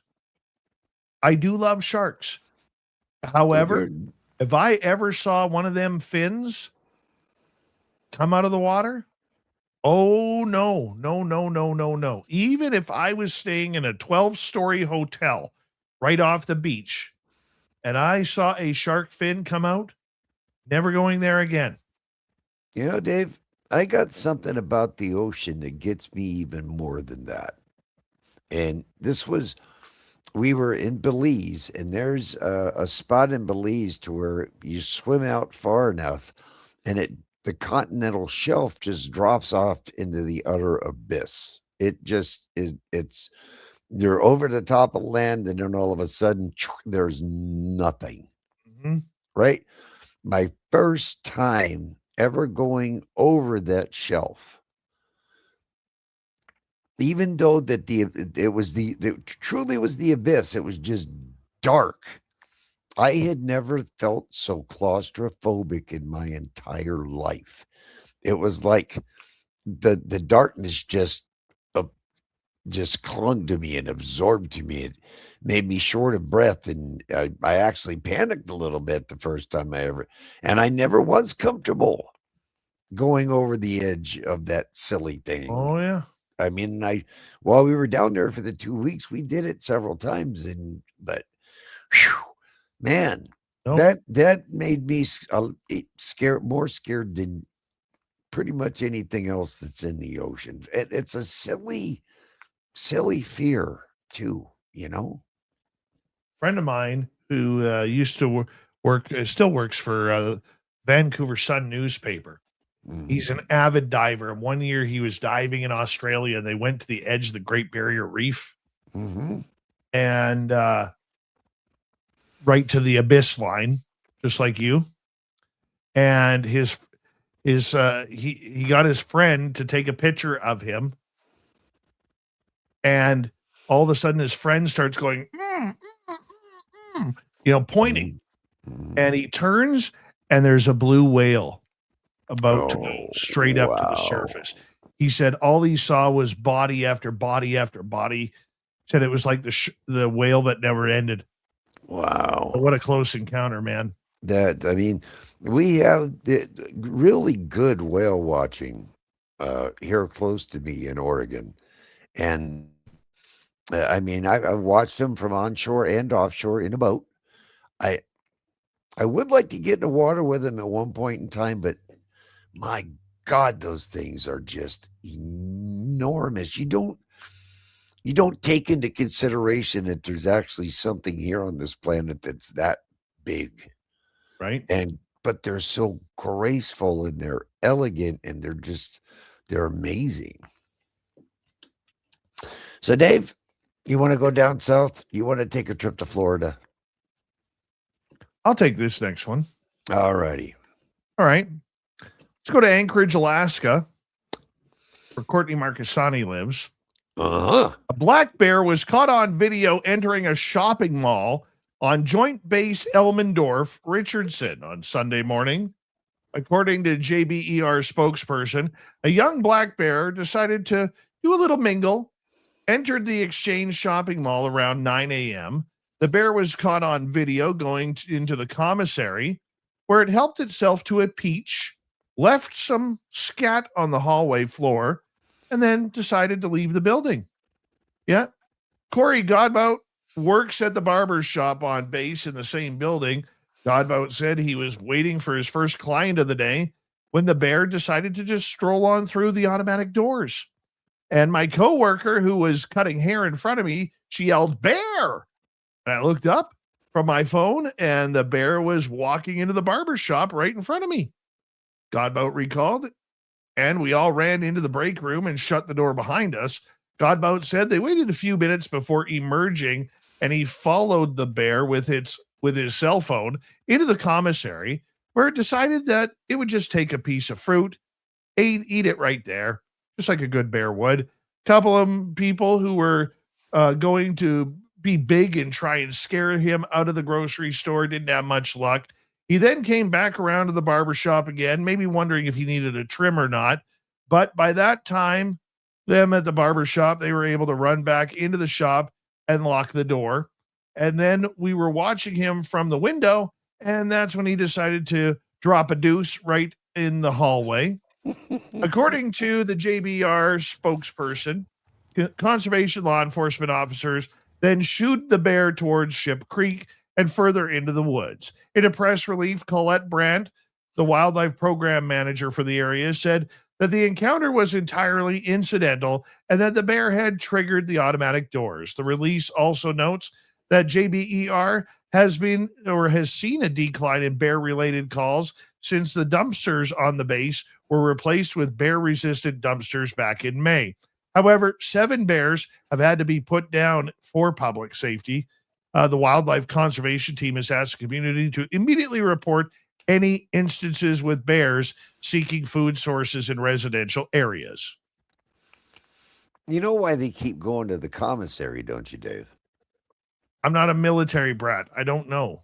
No tax, and the price and the cost is reduced. I mean, if you're going to do shopping anywhere there and anywhere in Alaska where they have to import absolutely everything, on base at the commissary is the place to go. So the bear is up to speed. I got to give the bear that much. And, kind of particular in its diet, just took a nice juicy little peach, said hello, went on its way. But now the commissary is the place to go grocery shopping, Dave. I don't know. I mean, that could have went completely. I tell you what. Thank God it wasn't a grizzly for one. Could have been a lot different story would have been a big old grizz, right? But I knew a guy in Utah who had a taxidermy place, and he was taxing. He was doing that. He was doing his craft on a bear one time, and I walked in, and I was okay watching him do his thing, doing this and that. Do you remember that X-Men movie that had Sabretooth, but it was by Liam Neeson, and he had the great big long claws that came out of his fingers, right? It came out of his fingernails. Yeah.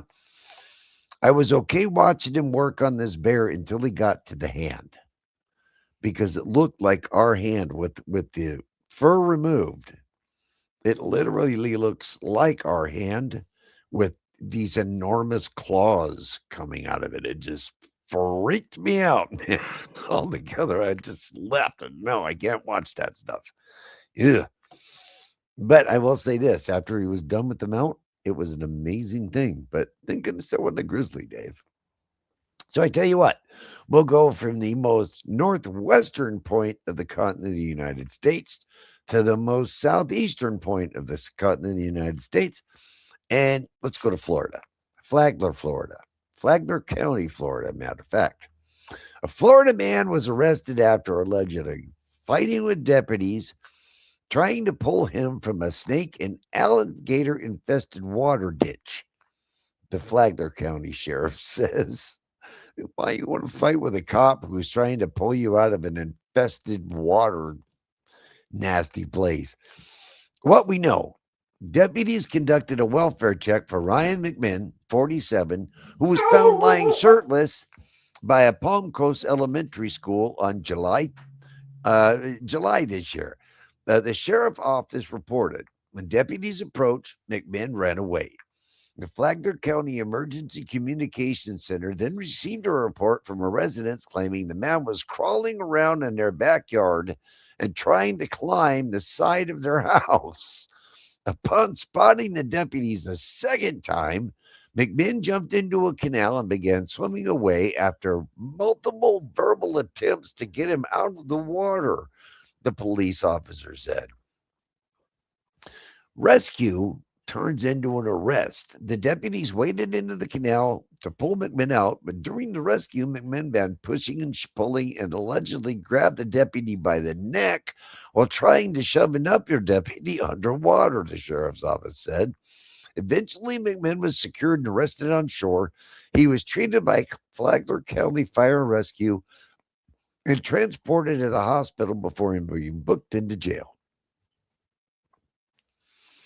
The deputies went into the water to rescue this guy, and he responded by fighting them. Sheriff Staley said, I commend our deputies for putting their willingness to get into a canal that usually has snakes and gators and pull this guy to safety before he drowned. So, once again, Dave, we got a Florida man story this week. You know how I feed off of those. Oh, yeah. This guy's fighting cops that are trying to pull him out of apparently a snake and alligator. Well, you know, it's a beautiful if there's thing. a puddle that big in Florida, they tell you there's an alligator in it. Well, you never know, man. You never know. I've seen alligators in potholes in Florida, Dave. I know. I know. Let me see if I got one more here for you. All right, go right ahead. We are running out of time. All right. Let's go to this one here. This stuff never happens to me, Terry. Never happens to me. A Michigan woman won $700 from an online lottery game. So, like most people, her decision to keep going has now resulted in her winning a $100,000 prize. The 80-year-old Wayne County woman told Michigan lottery officials her lucky night started with boredom. I was bored one night after my husband went to bed, so I logged onto my lottery account to play some games. The Firework Fortune Frenzy game looked like fun, looked easy, so I deposited some money and started playing. She found early luck right off the bat. I won around $700. So I used my winnings to play some more at a higher wager. I was getting ready to call it quits and log out when the screen lit up showing a $100,000 prize. I woke my husband up and told him, but he didn't believe me. So I ended up calling the lottery to make sure it was real. And guess what? It was. Yeah, the woman said her winnings will go towards taking a trip and bolstering her savings. Wow. Yeah. Wow. Imagine that. Well, man.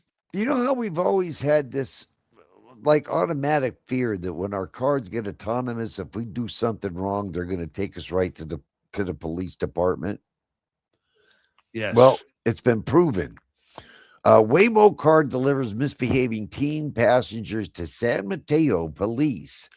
Two teens engaged a Waymo car for an afternoon of carousing were busted after the vehicle delivered them to the San Mateo Police Department. The two 15-year-olds were allegedly drinking alcohol and shooting water beads from a toy gun as they rode in the driverless car. The police's social media post said, Waymo stopped the car in a parking lot, notified the police department, and detained the two young men in the car, making it unable for them to exit the vehicle. Police photos show 5 officers with 1 dog surrounding the car at the shopping center just south of the interchange in the El Camino Real Highway 92. So there's proof in the pudding, Dave. There you go. I got one final story, kind of the same. This happened here recently in British Columbia here, where a driver, because more people are filming when they're in the passenger seats now. Right. Well, this person was filming a beautiful countryside road on Highway 1 between Golden and Revelstoke, British Columbia. And when they passed a Tesla, they noticed that the woman driving was not driving, and she was fast asleep behind the wheel on the self-driving car while traveling at 100 kilometers an hour or 62 miles an hour. The video shows her slumped over on her right side with her sunglasses on as the car was driving. It is now being investigated by the Royal Canadian Mounted Police. Here's the scary part about it is she had children in the back seat of the car while she was sleeping. I've never driven one of those Teslas, but I always thought that like you had to like touch the steering wheel or something every so often to keep it alerted that you're not asleep. Yeah. That would almost seem like a broken Tesla. I don't know. Maybe it was an older model before the update. I mean, what were the kids doing? How young? Well, apparently they weren't young enough to realize that mommy was asleep and did not need to be asleep. But that, right? Wow. Just scary, man. Wow. Just scary. Yeah. Absolutely freaky. I don't That's know. why I will never own a self-driving vehicle. It just, not only can they take you to jail, but you can also go to sleep with your kids in the car and expect it. You know, I did hear of a story back in the 70s of a Swedish guy that came to the United States, rented a Winnebago mobile home, put it on cruise control, and thought it was an auto driver. Thank you, Terry Hall, for another great night of weird news of the week as we say hello to Mr. Ron Bumblefoot Thal. Rocking in the background with Little Brother is watching. Bumblefoot is the official music of Spaced Out Radio, rocking us in and out of every single show. Get your horns up for the guitar god himself. Special thanks to everybody listening in at work, at home, in your cars, wherever you may be. Thank you to everyone in our chat rooms tonight. YouTube, Twitch, LGAP, Facebook, Spreaker, LinkedIn, the Space Travelers Club, and on X. Remember, this show is copyright by Spaced Out Radio and Bigfoot Broadcasting Limited. Thank you so much for choosing to share your evening with us, because together, my friends, we're watching. We own the night. Mr. Bumblefoot, we need a favor. We need you to take us home.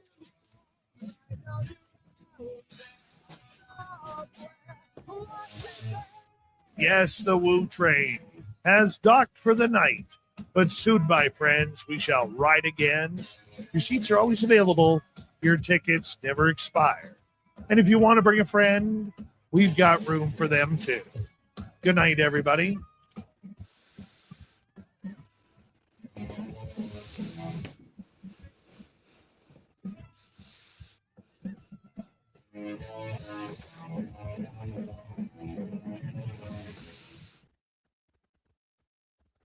Good job, little Terry Hall. Are you on mute? Nope. I was just waiting for the all clear. Very cool. That was fun tonight. It's always fun, man. I mean, like I said, every week we could just do a whole hour on Florida dummies. Oh man. We should collect a bunch of Florida man stories. My just for son that. got me two of the most incredible pieces of artwork for just, like a here, Pop, gift kind of deal. They're heavy, so I've got to be careful. Yoink. Oh, very Grateful Dead, baby. Nice. Yeah, and actually, they are two. They're actually made out of the mold from the cast from the originals. Oh, very nice. So very cool, man. So they can sit on my desk and stare at me all day. But you know Hey, what, Dave? you. The one on the Hey, you. left-hand side keeps spinning. What's that? The one on the left-hand side keeps just kind of doing this rotation kind of deal. Very cool. Yeah. Very cool. All right, guys. Big thank you to T-Bone for the hat trick tonight. Dutch Hank, Area 55, Little Mikey, and Jeff Steve Garvey, as he will hit a home run for you anywhere, anytime. Tomorrow night on the show, Matt Vaughn is going to be with us talking about high strangeness in theory and practice. We're going to have fun with him tomorrow night, 9 p.m. Pacific, midnight Eastern time. Thank you very much. I got to go get ready for Walter Sterling on WABC. Terry Hall, thank you for your love, my friend. Ciao for now, and thanks for having me again. Thanks, guys. I appreciate you, and have a wonderful rest of your evening. You too, my brother. You take care, okay? We'll see you on the radio. Well, I won't see you. You'll hear me on the radio very, very soon, guys. Take care, everybody. Much love.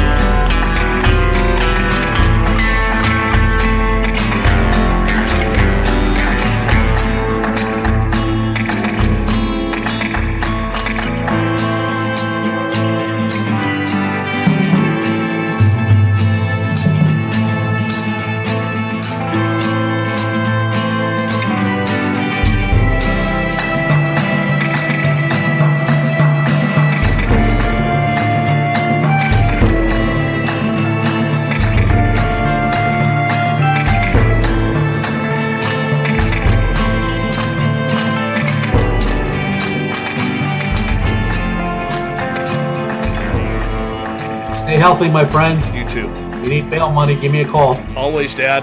Take care. You too.